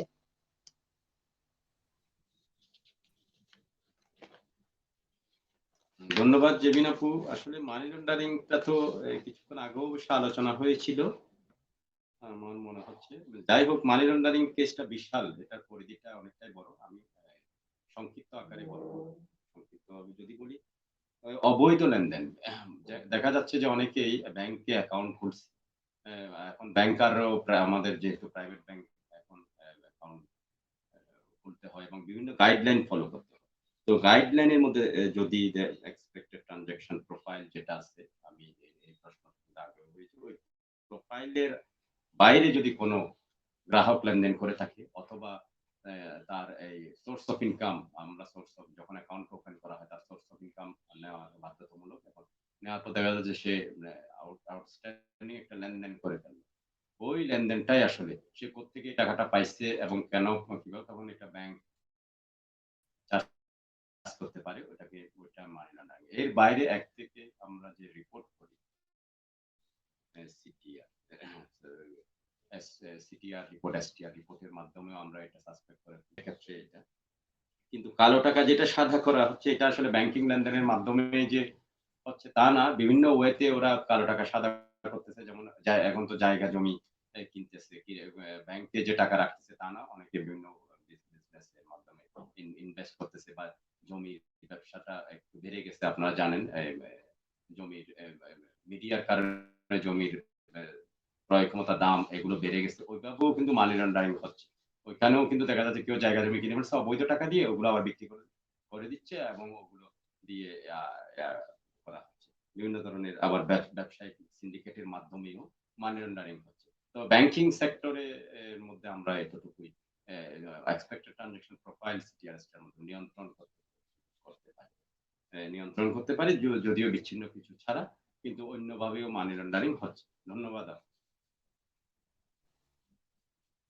অসংখ্য ধন্যবাদ। আহ, আমি চলে যাচ্ছি সাদিক ভাইয়ের কাছে। সাদিক ভাই, আপনি একটু বলেন যে সিলেটে তো বৈদেশিক রেমিটেন্সের স্বর্গরাজ্য ভাবা হয়ে থাকে, কোন কোন দেশ থেকে এখানে বেশি রেমিটেন্স আসে? হ্যাঁ, এটি খুব মানে গুরুত্বপূর্ণ এবং মজার বিষয়। সেটা হচ্ছে আমাদের অবাক হবে, আমরা জেনে আছি, সেটা হচ্ছে যে সিলেটকে বলা হয় হচ্ছে বাংলাদেশের লন্ডন। এটা একটা বড় কারণ হচ্ছে এখানে প্রচুর স্টুডেন্টরা যারা হচ্ছে দেশের বাইরে, বিশেষ করে হচ্ছে ইউকে তে, ইংল্যান্ডে পড়াশোনা করেন। শুধু ইংল্যান্ডে বললে ভুল হবে, কারণ একটা সময় আমার কাছে মনে হতো যে শুধু বোধহয় এরা লন্ডনেই পড়াশোনা করে, কিন্তু সিলেটে কোচিং হওয়ার পর আমি দেখেছি বড় একটা অংশ ফ্রান্স, মানে ইউরোপ কেন্দ্রে, ইউরোপের যে কোন দেশে যাতায়াতটা অনেক বেশি। এবং অন্যান্য ক্ষেত্রে অন্য জেলা বা উপজেলা বা অন্যান্য ডিস্ট্রিক্ট, কি বলে, বিভাগীয় পর্যায়ে সবাই পড়াশোনা করে যে ভোটাতে এখানে জব করবে, বিসিএস ক্যাডার হবে বা অন্যান্য চাকরিতে হচ্ছে একটু আলাদা। সিলেটে মনে হয় যারা ইন্টারমিডিয়েট পাস করেন, উচ্চতর পড়ানোর আগেই তারা একবার করে এক প্রথম চেষ্টা করে লন্ডন যাবে কিনা, তারা এমবাসি করে। এবং বেশিরভাগ ক্ষেত্রেই দেখা যাচ্ছে একজন যাচ্ছে, সাথে সাথে আরেকজন যাওয়ার সুযোগ পাচ্ছে বা আগ্রহী হচ্ছে। তবে একটা ফ্যামিলি থেকে দেখা যাচ্ছে মোটামুটি সবাই চলে যাচ্ছে, একটা সময় গিয়ে বাবা মা যখন সিটিজেনশিপ পায় তখন হচ্ছে বাবা মা ভাই বোন অন্যদিকে নিয়ে যাচ্ছে। তো এইভাবেই ধীরে ধীরে দেখা যাচ্ছে একটা গ্রাম, আপনি একটা ছোট বাজার যদি, আমি আগের একটা ব্রাঞ্চে ছিলাম, ওই ব্রাঞ্চে ছোট একটা বাজার, কিন্তু সেখানেও দেখা যাচ্ছে যে প্রচুর পরিমাণ প্রবাসী। ইভেন আপনি জেনে আরো বেশি জেনে থাকবেন, সেটা হচ্ছে বাজার, সিলেট অঞ্চলে। এই টেনিবাজার উপজেলা আমার জানার মধ্যে হচ্ছে বাংলাদেশের এর মধ্যে প্রবাসীদের মধ্যে, বিশেষ করে ইউরোপ কেন্দ্রিক কিন্তু উপজেলা বিখ্যাত একটা উপজেলা।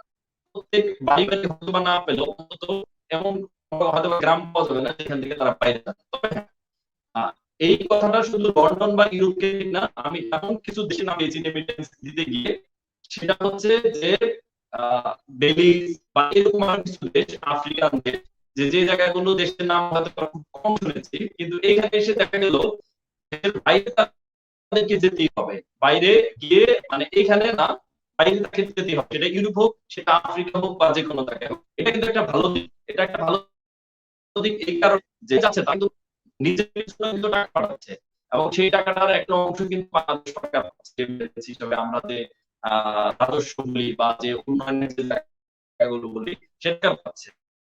এইভাবে যদি আমার মনে হয় প্রত্যেকটা, মানে বাংলাদেশের প্রত্যেকটা সেক্টরে, প্রত্যেকটা ডিস্ট্রিক্ট থেকে যদি এরকম উদ্যোগ থাকতো, যদি এরকম সুযোগ থাকতো, আমার মনে হয় বাংলাদেশটা হয়তো একটা ইউরোপিয়ান কান্ট্রি হয়ে যেত এতদিনে। কারণ এখানে প্রচুর পরিমাণ, আপনি যদি দেখেন এখানে কিন্তু বাইরের ইউনিভার্সিটি গুলো আছে, আমার মনে হয় না সিলেটের খুব বেশি স্টুডেন্ট পাওয়া যাবে, কিন্তু এখানে এসে দেখবেন যে বেশিরভাগ স্টুডেন্ট হচ্ছে ইউকে যাবে, এবং তারা কিন্তু পড়াশোনার জন্যই যাচ্ছে কিন্তু না, কারণ বেশিরভাগ থেকে পার্ট টাইম জব করবে আস্তে আস্তে, এবং ধীরে ধীরে তারা হচ্ছে পুরো ফ্যামিলি সেটেল হবে।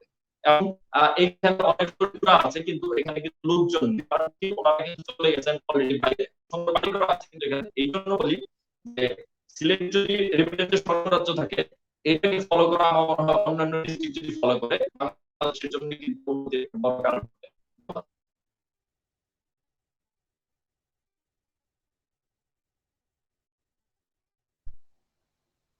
ধন্যবাদ, অসংখ্য ধন্যবাদ। তারেক নুরুল্লাহ, আপনার কাছে আমার প্রশ্ন হলো যে যদি কোনো গ্রাহক আসেন, দেখলেন যে তিনি মানে যাকে পাঠালেন তিনি মারাত্মক অসুস্থ, ব্যাংকে আসতে পারছেন না, কিন্তু ওনার রেমিটেন্সের একজন একজন প্রতিনিধি নিয়ে পাঠিয়েছেন, সেক্ষেত্রে আপনারা কি ধরনের সিদ্ধান্ত নেন বা কিভাবে এই সমস্যার সমাধান করেন? ধন্যবাদ আপা, ধন্যবাদ অত্যন্ত আপা, একটা অত্যন্ত গুরুত্বপূর্ণ গুরুত্বপূর্ণ প্রশ্ন করেছেন। প্রশ্ন করে।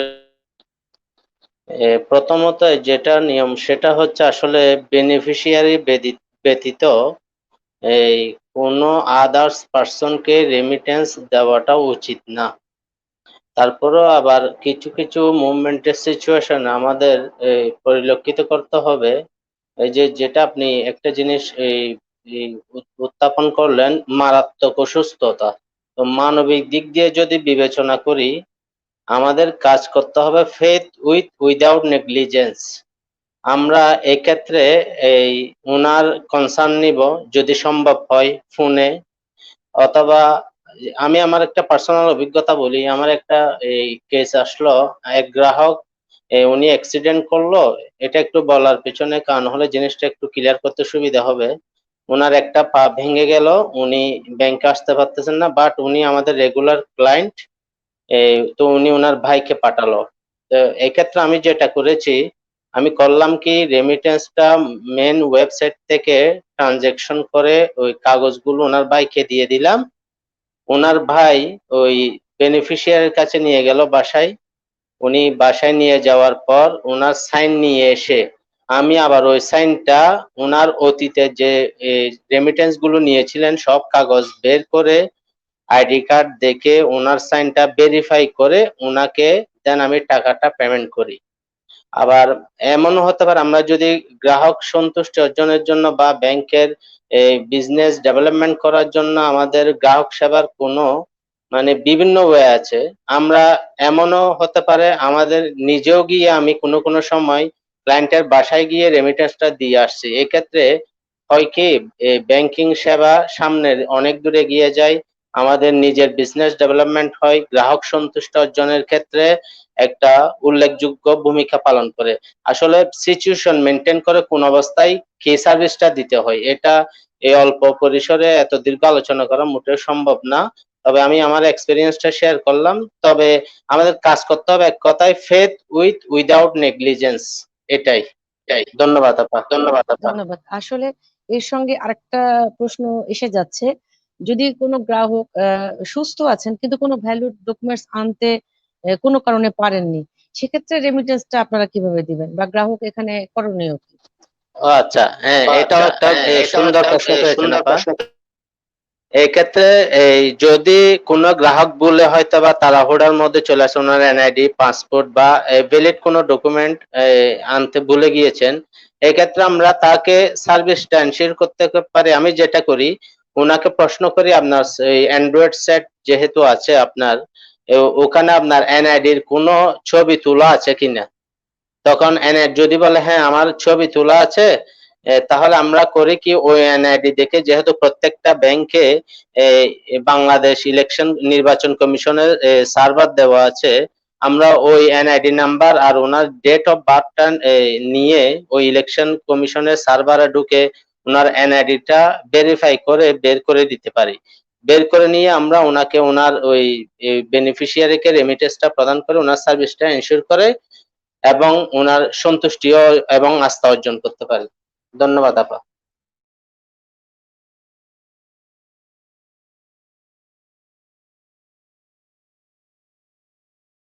করতে পারেন। আমাদের email address mkprodin@gmail.com, mkprodin@gmail.com।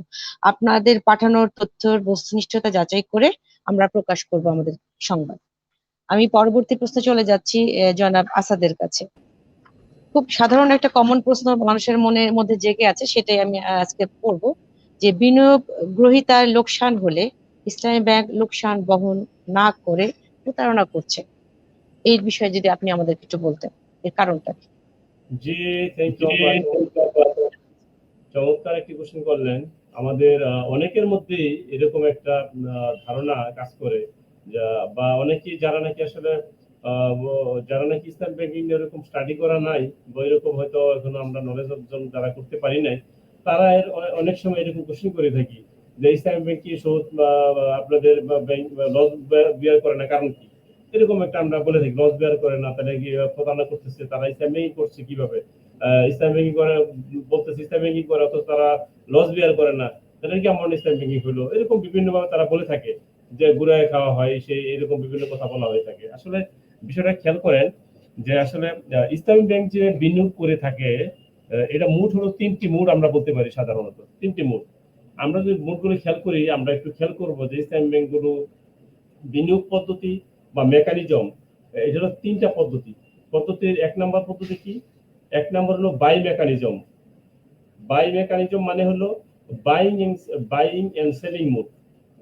Buying and selling, যে ট্রেডিং মোডে যে বিজনেস করা হয়, মানে ইসলাম ব্যাংক কি করবে, মাল মার্কেট থেকে গ্রাহকের চাহিদা মোতাবেক ক্রয় করবে, ক্রয় করে আবার গ্রাহকের কাছে এটা লাভ বা প্রফিট আরোপ করে সেল করবে। এটা হলো বাইং সেলিং মোডের বিনিয়োগ। এই বাইং সেলিং মোডের বিনিয়োগের মধ্যে আছে যেমন নাকি বাই মজ্জাল, বাই মুরাবাহা, বাই ইস্তিসনা, বাই সালাম, এই জাতীয় বিনিয়োগগুলো হয়ে থাকে। তাহলে যদি গ্রাহকের চাহিদা মোতাবেক মার্কেট থেকে ইসলামী ব্যাংক পণ্য ক্রয় করে আবার লাভ আরোপ করে সেল করে, তো সেখানে তো লস বিয়ার করার কারণ নেই। কারণ এক্সাম্পল হিসেবে ধরেন যে আপনি মার্কেট থেকে একটা কলম ক্রয় করলেন, যেই কলমের দাম হলো 100 টাকা। এখন হয়তো বা যে যার কাছ থেকে আপনি ক্রয় করলেন উনি হয়তো বা এটা তার ক্রয় মূল্য ছিল 90 টাকা, সে 10 টাকা প্রফিট আরোপ করে আপনাকে 10 টাকা সেল করছে।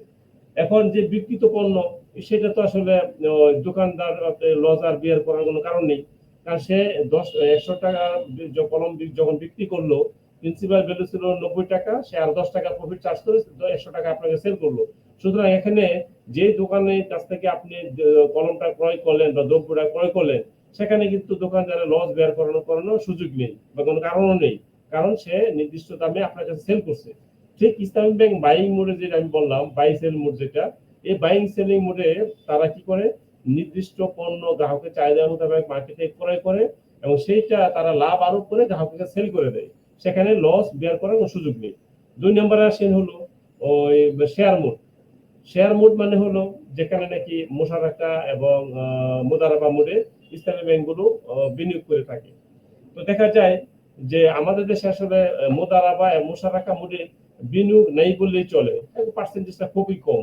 এটা আপনারা নিশ্চয়ই জানেন যে মুদারাবা মোডে যদি বিনিয়োগ করে থাকে আমাদের দেশে, তাহলে এটার যে বিষয়টা মুদারাবা মোডের, যে একজন থাকে হলো টাকার মালিক, তাকে আরবিতে বলে সাহেবুল মাল, টাকার মালিক। যে ব্যাংক যদি হয় টাকার মালিক, আবার কাস্টমার হলো সেখানে বিনিয়োগ গ্রহীতা। তো ব্যাংক কাস্টমারকে টাকা দিল, আবার কাস্টমার কি করলো, কাস্টমার সেই টাকা দিয়ে ব্যবসা পরিচালনা করবে মুদারাবা নীতিমালা অনুযায়ী। তো ব্যাংক 100 টাকা দিল বা 1 কোটি টাকা দিল, 1 কোটি টাকা দিয়ে পরে গ্রাহক সে তার মতো করে বিনিয়োগ করলো, তার মতো করে সে ব্যবসা পরিচালনা করলো। তো দেখা যায় আমাদের দেশে আমাদের নৈতিকতার মান কতটুকু আমরা ভালো জানি, যে কাউকে টাকা ধার দেওয়ার পরে, লোন দেওয়ার পরে সেই টাকাটা আমরা ফেরত পাওয়ার সম্ভাবনা কতটুকু থাকে। হ্যাঁ, এটা একটা বড় একটা আমাদের বিবেকের কাছে প্রশ্ন, যে আমরা কাউকে টাকা দিয়ে দেব, টাকা দিয়ে দেওয়ার পরে সে তার মতো করে পরিচালনা করবে, সে বছর শেষে আমার কাছে ঘোষণা দিবে যে আমার 100% লাভ হয়েছে বা 100 টাকা লাভ হয়েছে, সেই লাভটা আমি আপনার কাছে লাভ শেয়ার করতে আসলাম। যেটা আমি বলতেছিলাম আসলে যে যে মুদারাবা পদ্ধতি, যে শেয়ার পদ্ধতি যেটা আমি বললাম, যে সেটা কি বললাম, যে এক পক্ষ হলো সাহেবুল বা টাকার মালিক, আর আরেক পক্ষ তার কোনো টাকাই থাকে না, সে শুধু শ্রম দিয়ে থাকে, তাকে বলা হয় মুদারিব। যেমন ব্যাংক যদি বিনিয়োগ করে থাকে গ্রাহকের কাছে, এখানে টাকার মালিক হলো ব্যাংক, এই জন্য ব্যাংকে বলা হয় সাহেবুল মাল। আর যে গ্রাহক বিনিয়োগ গ্রাহক টাকাটা ব্যাংক থেকে নিল, তাকে বলা হয় মুদারিব। মুদারিব মানে যে উদ্যোক্তা, এন্টারপ্রেনিয়র, সে উদ্যোক্তা মানে ব্যবসা পরিচালনাকারী সে। তো ব্যাংকের টাকা দিয়ে সে ব্যবসা পরিচালনা করবে, তার সাথে ব্যাংকের একটা এগ্রিমেন্ট হবে যে আমি 1 কোটি টাকা তোমাকে দিলাম, তুমি এটা বিজনেস করবা, বিজনেস করার পরে যে লাভ হয় লাভের একটা পার্সেন্টেজ তুমি নিবা, একটা পার্সেন্ট আমি নিব। আমাদের দেশের প্রেক্ষাপটে ম্যাক্সিমাম মানুষই দেখা যায় তারা সততা বা নৈতিকতার মানের আমরা সেই লেভেলে পৌঁছতে পারি নাই অনেকেই, হয়তো বা যারা এরকম লোন নিয়ে থাকেন। এখানে সুবিধা ভোগীরা অনেকেই এসে থাকেন, এসে তারা এই সুবিধাটা নিয়ে থাকে যে ইসলামী ব্যাংকের টাকা আমি তো নিলাম, বছর শেষে আমার সুযোগ আছে তাদেরকে কম প্রফিট বলার। হ্যাঁ, দেখা গেল আমার বছর শেষে বললো।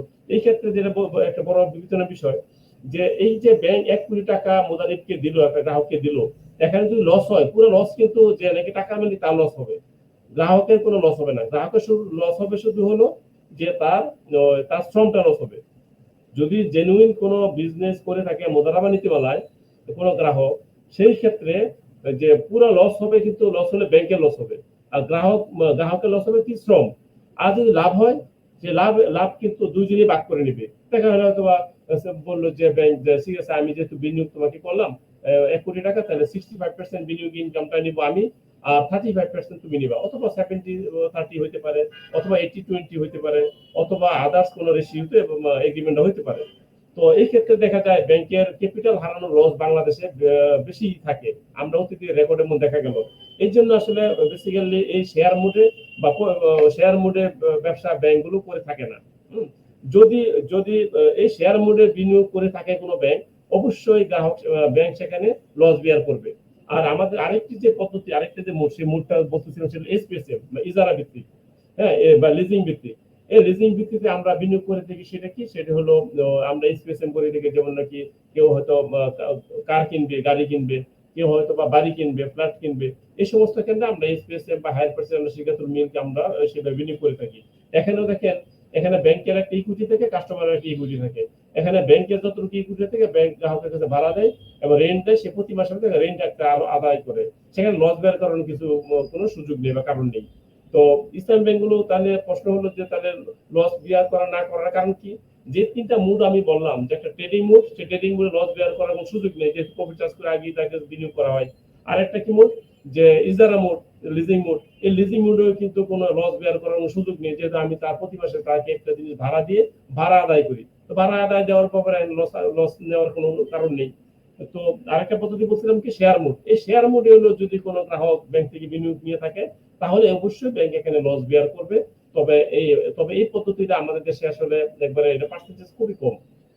তো সেই মানের যদি গ্রাহক ইসলামী গুলো পেয়ে থাকে, কোনো মোদারিফ হিসাবে কোনো কাস্টমারকে পেয়ে থাকে, অবশ্যই ব্যাংকগুলো সেভাবে বিনিয়োগ করতে মোদারাবা নীতিমালায় এবং লস পেয়ে থাকে, লস ভিত্তিতে বিনিয়োগ করতে মোদারাবা নীতিমালায় ব্যাংক কিভাবে তারা বিনিয়োগ তাদের কার্যক্রম পরিচালনা করবে। তাহলে যে অভিযোগটা ধন্যবাদ আসলে আসাদ ভাই, আপনি অনেক মূল্যবান কথা বলছেন। Thank you.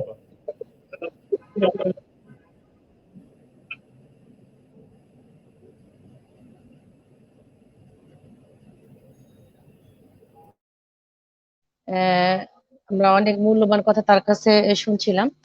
আমরা পরবর্তী প্রশ্নের জন্য চলে যাচ্ছি। আমরা আশা করবো যে পরবর্তীতে আমাদের আরো আয়োজন থাকবে, কারণ আসলে এত অল্প সময়ের মধ্যে অনেকগুলো উত্তর আমরা চাচ্ছি, কিন্তু আসলে পূর্ণাঙ্গভাবে শোনার সুযোগ হচ্ছে না। আমাদের সাথে এই মুহূর্তে যেহেতু দুজন বিচ্ছিন্ন অবস্থায় আছেন, এক্ষেত্রে আমরা চলে যাব আমাদের তারেক নুরুল্লাহর কাছে। তারেকের কাছে আমার প্রশ্ন হলো যে যখন কোনো গ্রাহক এমন সময় রেমিটেন্স দিতে আসলো, যখন ওনার যে মাধ্যমে টাকা আসছে সেই মাধ্যমের মেইনটেনেন্সের কাজ চলতেছে অথবা নেটওয়ার্কের প্রবলেম হচ্ছে, কিন্তু টাকাটা ওনার খুব জরুরি, সেই কাস্টমারকে আমরা কিভাবে সন্তুষ্ট করব? আমরা কি সার্ভিস তাকে দিব? তারেক। জি, ধন্যবাদ আপা। আরেকটা অত্যন্ত গুরুত্বপূর্ণ প্রশ্ন করেছেন। আমার আমার ভয়েস কি শোনা যায় আপা? হ্যালো, আমার কথা কি ক্লিয়ার আছে? হ্যাঁ হ্যাঁ, খুব ক্লিয়ার আছে, আপনি বলেন।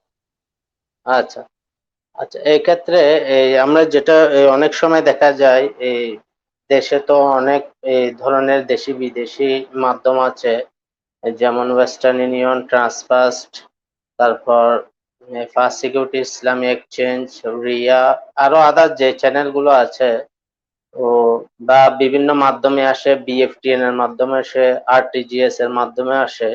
এই বিএফটিএন, আরটিজিএস এগুলো অ্যাকাউন্টেই এই টাকাটা ক্রেডিট হয়ে যায়। ওই যে রেমিটেন্স যে চ্যানেল গুলো আছে, অনেক সময় দেখা যায় ওনাদের মেনটেনেন্সের অনেক সময় গ্লোবালি প্রবলেম হয়।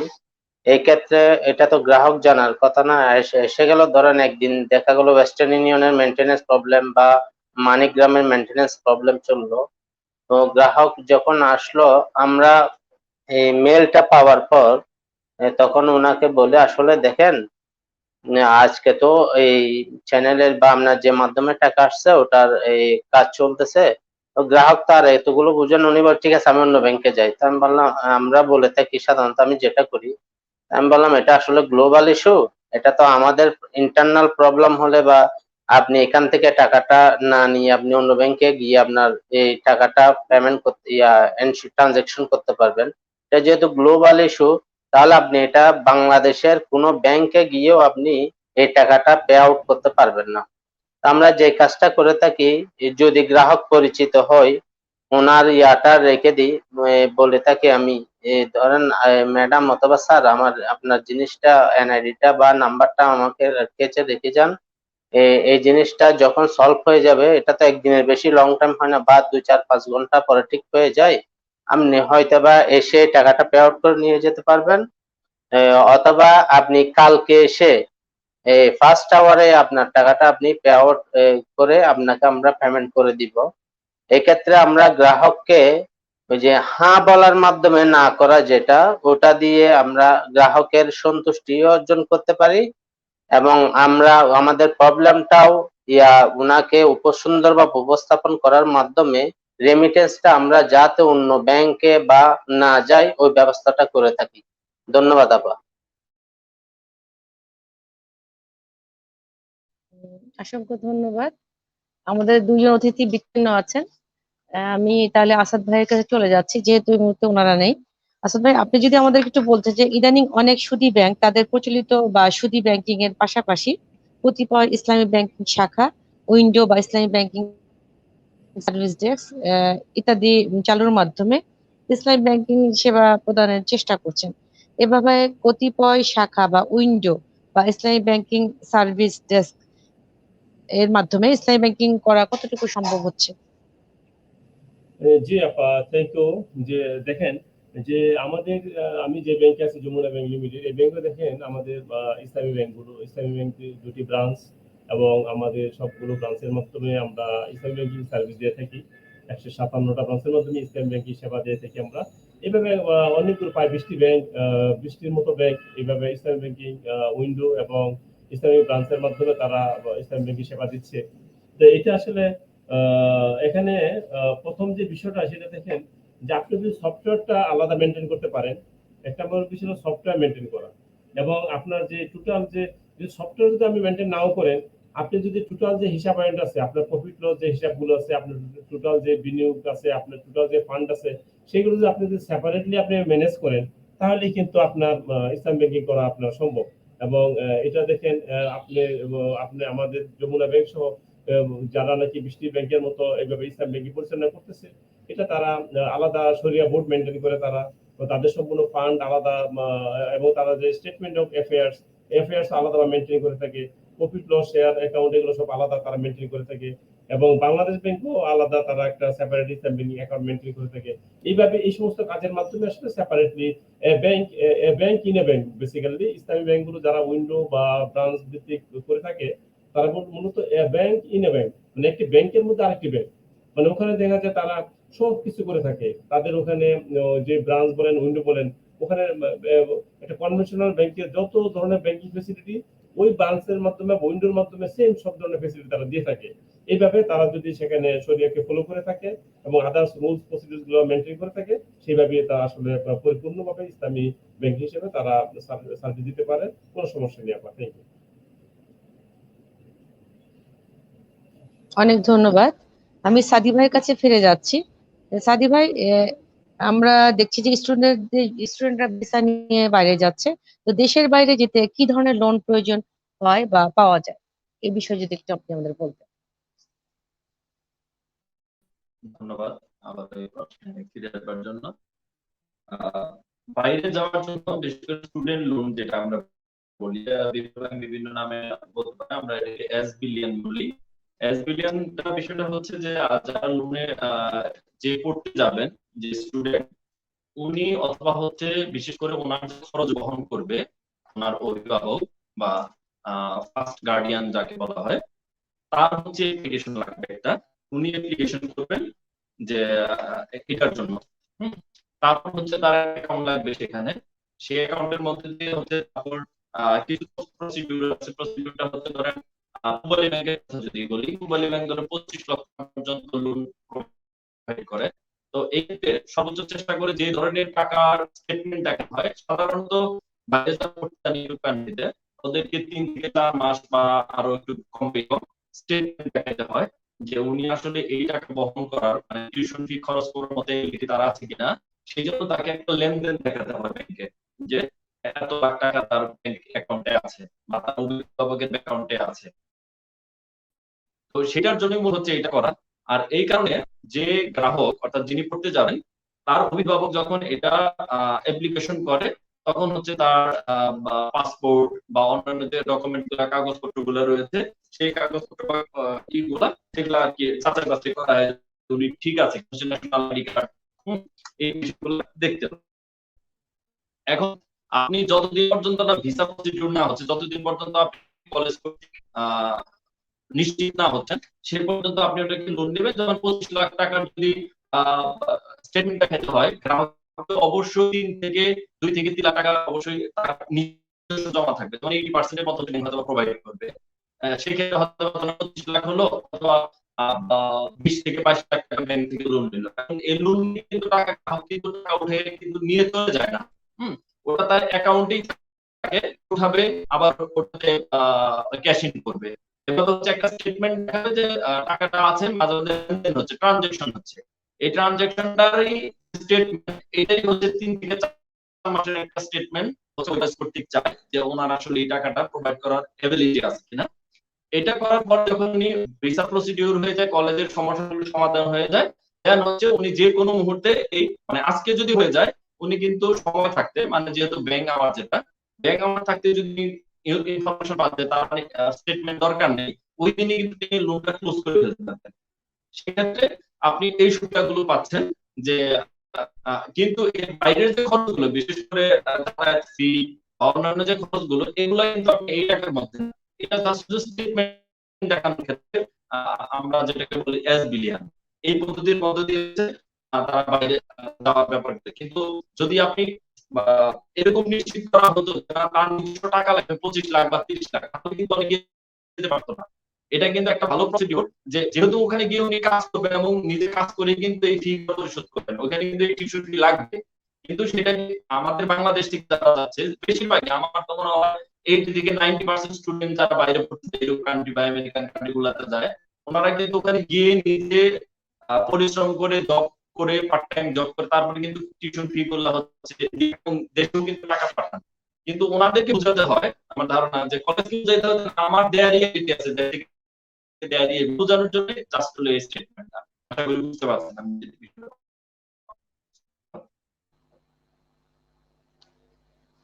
সাদি ভাই, আপনার কাছে আমার আরেকটা প্রশ্ন থাকলো। প্রশ্ন বললেও ভুল হবে, আসলে আপনি যেহেতু রেমিটেন্স নিয়ে কাজ করছেন, আমাদের গ্রাহক বা রেমিটেন্স যোদ্ধাদের আপনি কি ধরনের নির্দেশনা বা পরামর্শ দিতে চান এই মুহূর্তে? এটা অত্যন্ত গুরুত্বপূর্ণ একটা প্রশ্ন বললো। কেন এটা গুরুত্বপূর্ণ সেটা হচ্ছে, একটু আগে আমার আরেকজন যিনি উঠে গেলেন, তারেক ভাই, তো উনি কিন্তু বলছিলেন যে আগে কিন্তু 2% বোনাস দিয়ে সরকার কিন্তু প্রণোদনা দিত 2% হারে, 1 লাখ টাকা পাঠালে সে 1,02,000 টাকা উঠাইতে পারতো।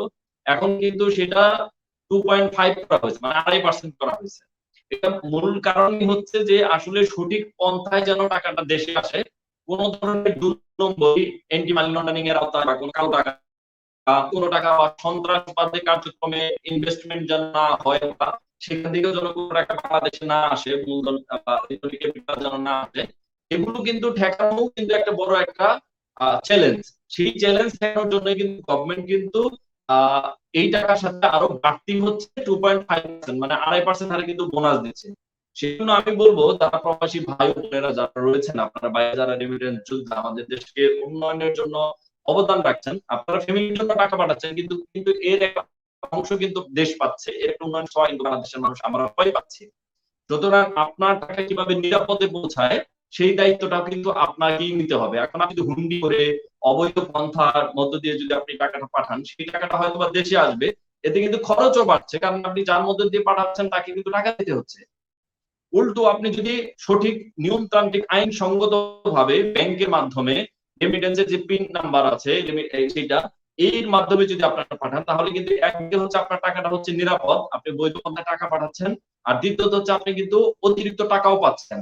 আর দেশ কিন্তু বা সরকার বলেন বা আমাদের রাষ্ট্র বলেন, তারও কিন্তু একটা হিসাব থাকছে যে আমরা প্রতি বছর কি পরিমাণ রেমিটেন্স পাচ্ছি, এবং তার উপর বেস করে কিন্তু আপনাদের উপর যদি সরকারের যদি কোনো নীতি থাকে, সেই নীতিটাও কিন্তু গ্রহণ করতে পারে যে এত টাকা আসছে, সুতরাং আমার জন্য আরো এই সিকিউরিটি দরকার, তাদের জন্য এই জিনিসগুলো করা দরকার। সুতরাং অবৈধ পন্থায় যদি টাকা পাঠান তাহলে কিন্তু সরকার সেটা জানতে পারে না। সুতরাং আপনাদের জন্য ভালো কিছু করা বা দেশকে ভালো করে সাজানো সম্ভব কিন্তু তাদের পক্ষে সম্ভব না।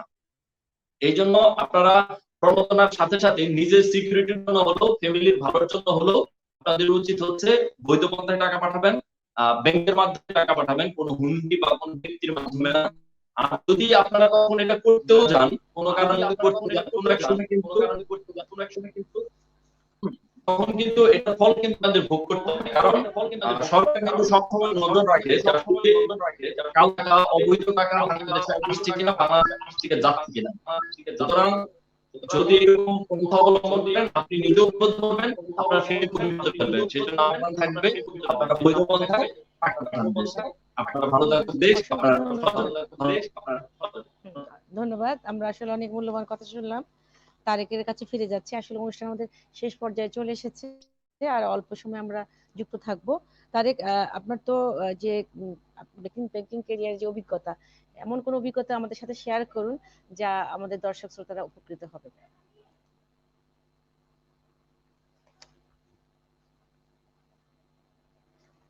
তারেক, আপনি কি শুনতে পাচ্ছেন আমার কথা? আপা, আমি শুনতে পাই নাই। আমাকে কি প্রশ্ন করা হয়েছে? জি তারেক, আপনি কি শুনতে পাচ্ছেন এখন? প্রশ্নটা কষ্ট করে আবার বলবেন কি? আপনি কি আমার কথা শুনতে পাচ্ছেন? প্রশ্নটা শুনি নাই। প্রশ্নটা হচ্ছে যে আপনি গ্রাহক সন্তুষ্টির জন্য তো আপনি আপা, অনেক আমার বড় কথা একটা- শোনা যায়? আপনি মনে হয় মিউট করে কথা বলতেছেন। না না, আমি কথা এখন শোনা যাচ্ছে না? আমরা শুনছি সবাই। হ্যালো, আপনার এখানে মিউট করে দেন। আমি এখানে আমি কথা আমি শুনতে কথা পাচ্ছি না বলছি, আপা। তাহলে আপনি লিভ নিয়ে, আপনি কি সাদি ভাই আপনি কথা বলেন তো, উনি শুনতে পাচ্ছে কিনা? সাদি ভাই, আপনি ওনাকে বলেন যে আমি উনি আবার কথা বলতে, শুনতে তাহলে পাচ্ছি উনি না শুনতে আপনার পাবেন। আপা। হ্যাঁ, আমি আপনাদের কথা দুজনের কথা শুনতে পাচ্ছি। শুনতে পাচ্ছি না আপনার আপা। আমি আপনাদের দুজনের কথা শুনতে পাচ্ছি। সম্ভবত সাদি ভাই ওনাকে বলেন যদি আপনার কথা শুনতে পায়, তাহলে উনি লিভ নিয়ে আবার জয়েন করলে। হ্যাঁ হ্যাঁ হ্যাঁ, সাদি ভাই উনি মনে হয় শুনতে পাচ্ছেন না, ওনাকে দেখেন উনি যদি শুনতে পান আপনার কথা আর কি, আমার কথা সাদি ভাই, আমার কথা শোনা উনি যায়? leave নিয়ে আবার- জি জি, শোনা যাচ্ছে। আমি কথা শুনতে পাচ্ছি না আপা। আচ্ছা, আপনি লিভ নিয়ে আবার জয়েন করেন। হ্যাঁ, আমি তাহলে সাদি ভাইয়ের কাছে ফিরে যাই। সাদি ভাই, আপনি আপনার কোনো এক্সপেরিয়েন্স আমাদের সাথে একটু শেয়ার করবেন, যে আপনার ব্যাংকিং ক্যারিয়ারে বা কর্মজগতে এমন কোনো অভিজ্ঞতা বা পরামর্শ যেটা আমাদের জন্য সহযোগিতার হাত বাড়াবে। আমার মানে অপরিমাণ অভিজ্ঞতার আলোকে আমি যতটুকু বুঝি, ব্যাংকিং একটি খুবই গর্জিয়াস এবং হচ্ছে যদি কর্পোরেট লেভেলের বলি, সকল দিক থেকে ভালো একটা অবস্থানে আছে। কিন্তু আমার একটা পরামর্শ থাকতে পারে যে আসলে আমাদের ছোট্ট বাংলাদেশ অর্থনীতিতে খুব বেশি একটা বড় আকার ধারণ করেছে বিষয়টা এমন না। আমার মনে হয় এই ব্যাংকের যে সেক্টর গুলো, মানে ব্যাংকের যে নতুন নতুন ব্যাংক আরো হচ্ছে, তো সেই জায়গাটার মধ্যে গভর্নমেন্ট একটু দেখতে পারে যে নতুন নতুন ব্যাংক আসার ফলে কম্পিটিশনের জায়গাটা বেড়ে যাচ্ছে, ব্যাংক টু ব্যাংক কম্পিটিশন বাড়ছে। অথবা এটা ইতিবাচক ভাবে নেওয়া যেতে পারে যে ব্যাংকের কম্পিটিশন বাড়লে হয়তো সেবার মান বাড়বে, কিন্তু এটা কিন্তু বিপরীত হচ্ছে। সেবার মান বৃদ্ধি পাওয়ার পরিবর্তে ব্যাংকের যে মান বা ব্যাংকের যে সোশ্যাল স্ট্যাটাস, সেটা কিন্তু নিচে নেমে যাওয়ার একটা চ্যালেঞ্জ রয়েছে, একটা ঝুঁকি রয়েছে। এই জন্য মানে সঠিক খাতে যদি ব্যাংকিং খাতকে কাজে লাগানো যায়, সেই ক্ষেত্রে এই ব্যাংকগুলো বা গভর্নমেন্টের ব্যাংক রয়েছে সেগুলোকেও কিন্তু ব্রাঞ্চ বাড়ানো যেতে পারে, সেই জায়গাগুলোর সেবার মান আরেকটু বাড়ানো যেতে পারে। যেমন হচ্ছে ডিজিটালাইজেশন হচ্ছে, প্রত্যেকটা ব্যাংকেরই প্রায় এখন আই ব্যাংকিং হচ্ছে, ইন্টারনেট ব্যাংকিং হচ্ছে, অ্যাপস হচ্ছে। আমি যদি বলি মোবাইল ব্যাংকে পিআই একটা অ্যাপস আছে, আপনি অ্যাপসের মধ্যে সব করতে পারেন, আরটিজিএস করতে পারবেন, আপনি ট্রানজাকশন করতে পারবেন, আপনি ফান্ড ট্রান্সফার করতে পারবেন, সবই করতে পারবেন। এরকম প্রত্যেকটা মোটামুটি হয়ে যাচ্ছে। সেই ক্ষেত্রে নতুন ব্যাংক না করে যে ব্যাংকগুলো রয়েছে সেগুলোকে আরো আধুনিকায়ন করা, আরো ডিজিটালাইজেশন করা, এবং পাশাপাশি যেটা হচ্ছে এটাকে আরো একটু সিকিউর করা, যেমন জটিলতা কমানো। এই 3 নাম্বারের কথা যদি বলেন, যদি একটা সফটওয়্যারে আনা যায় যে যে দেশ থেকে টাকা পাঠায় না কেন, ওটা বাংলাদেশ ব্যাংকের যে কোনো একটা সিটি আসবে, সেটা থেকে যে যে ব্যাংকের নাম দেওয়া থাকবে তারা এটাকে পে আউট করবে। কিন্তু এখন দেখা যাচ্ছে আমরা অনেকগুলো চ্যানেল থেকে আমরা টাকা পে আউট করি, অথবা রিয়া থেকে করি, মানিগ্রাম থেকে, ওয়েস্টার্ন ইউনিয়ন থেকে করি, এবং প্রত্যেকটা প্রসিডিউর কিন্তু আলাদা আলাদা। একটা প্রসিডিউরের সাথে আরেকটা প্রসিডিউর কিন্তু মিলে।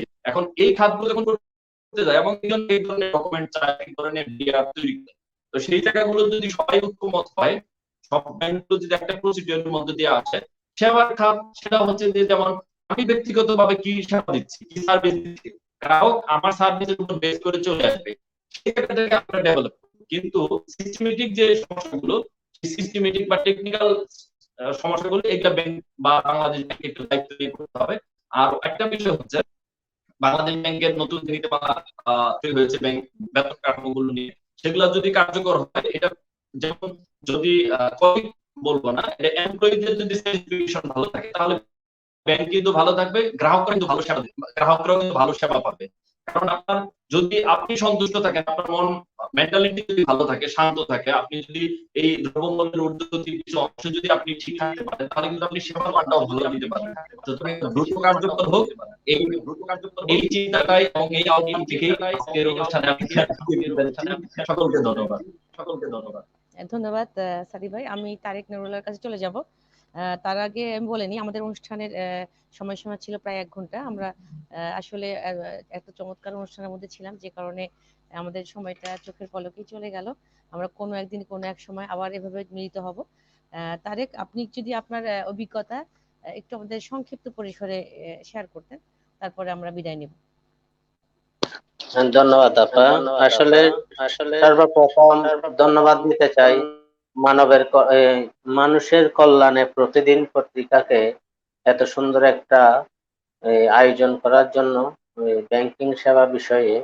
আর specially thanks to dear honourable Tasmina Jebin Flora আপা, আমাকে সুযোগ করে দেওয়ার জন্য, এত বড় বড় ওই অভিজ্ঞ ব্যাংকারদের সাথে দুই একটা কথা বলার। স্যারদের আন্তরিক ধন্যবাদ জানাচ্ছি।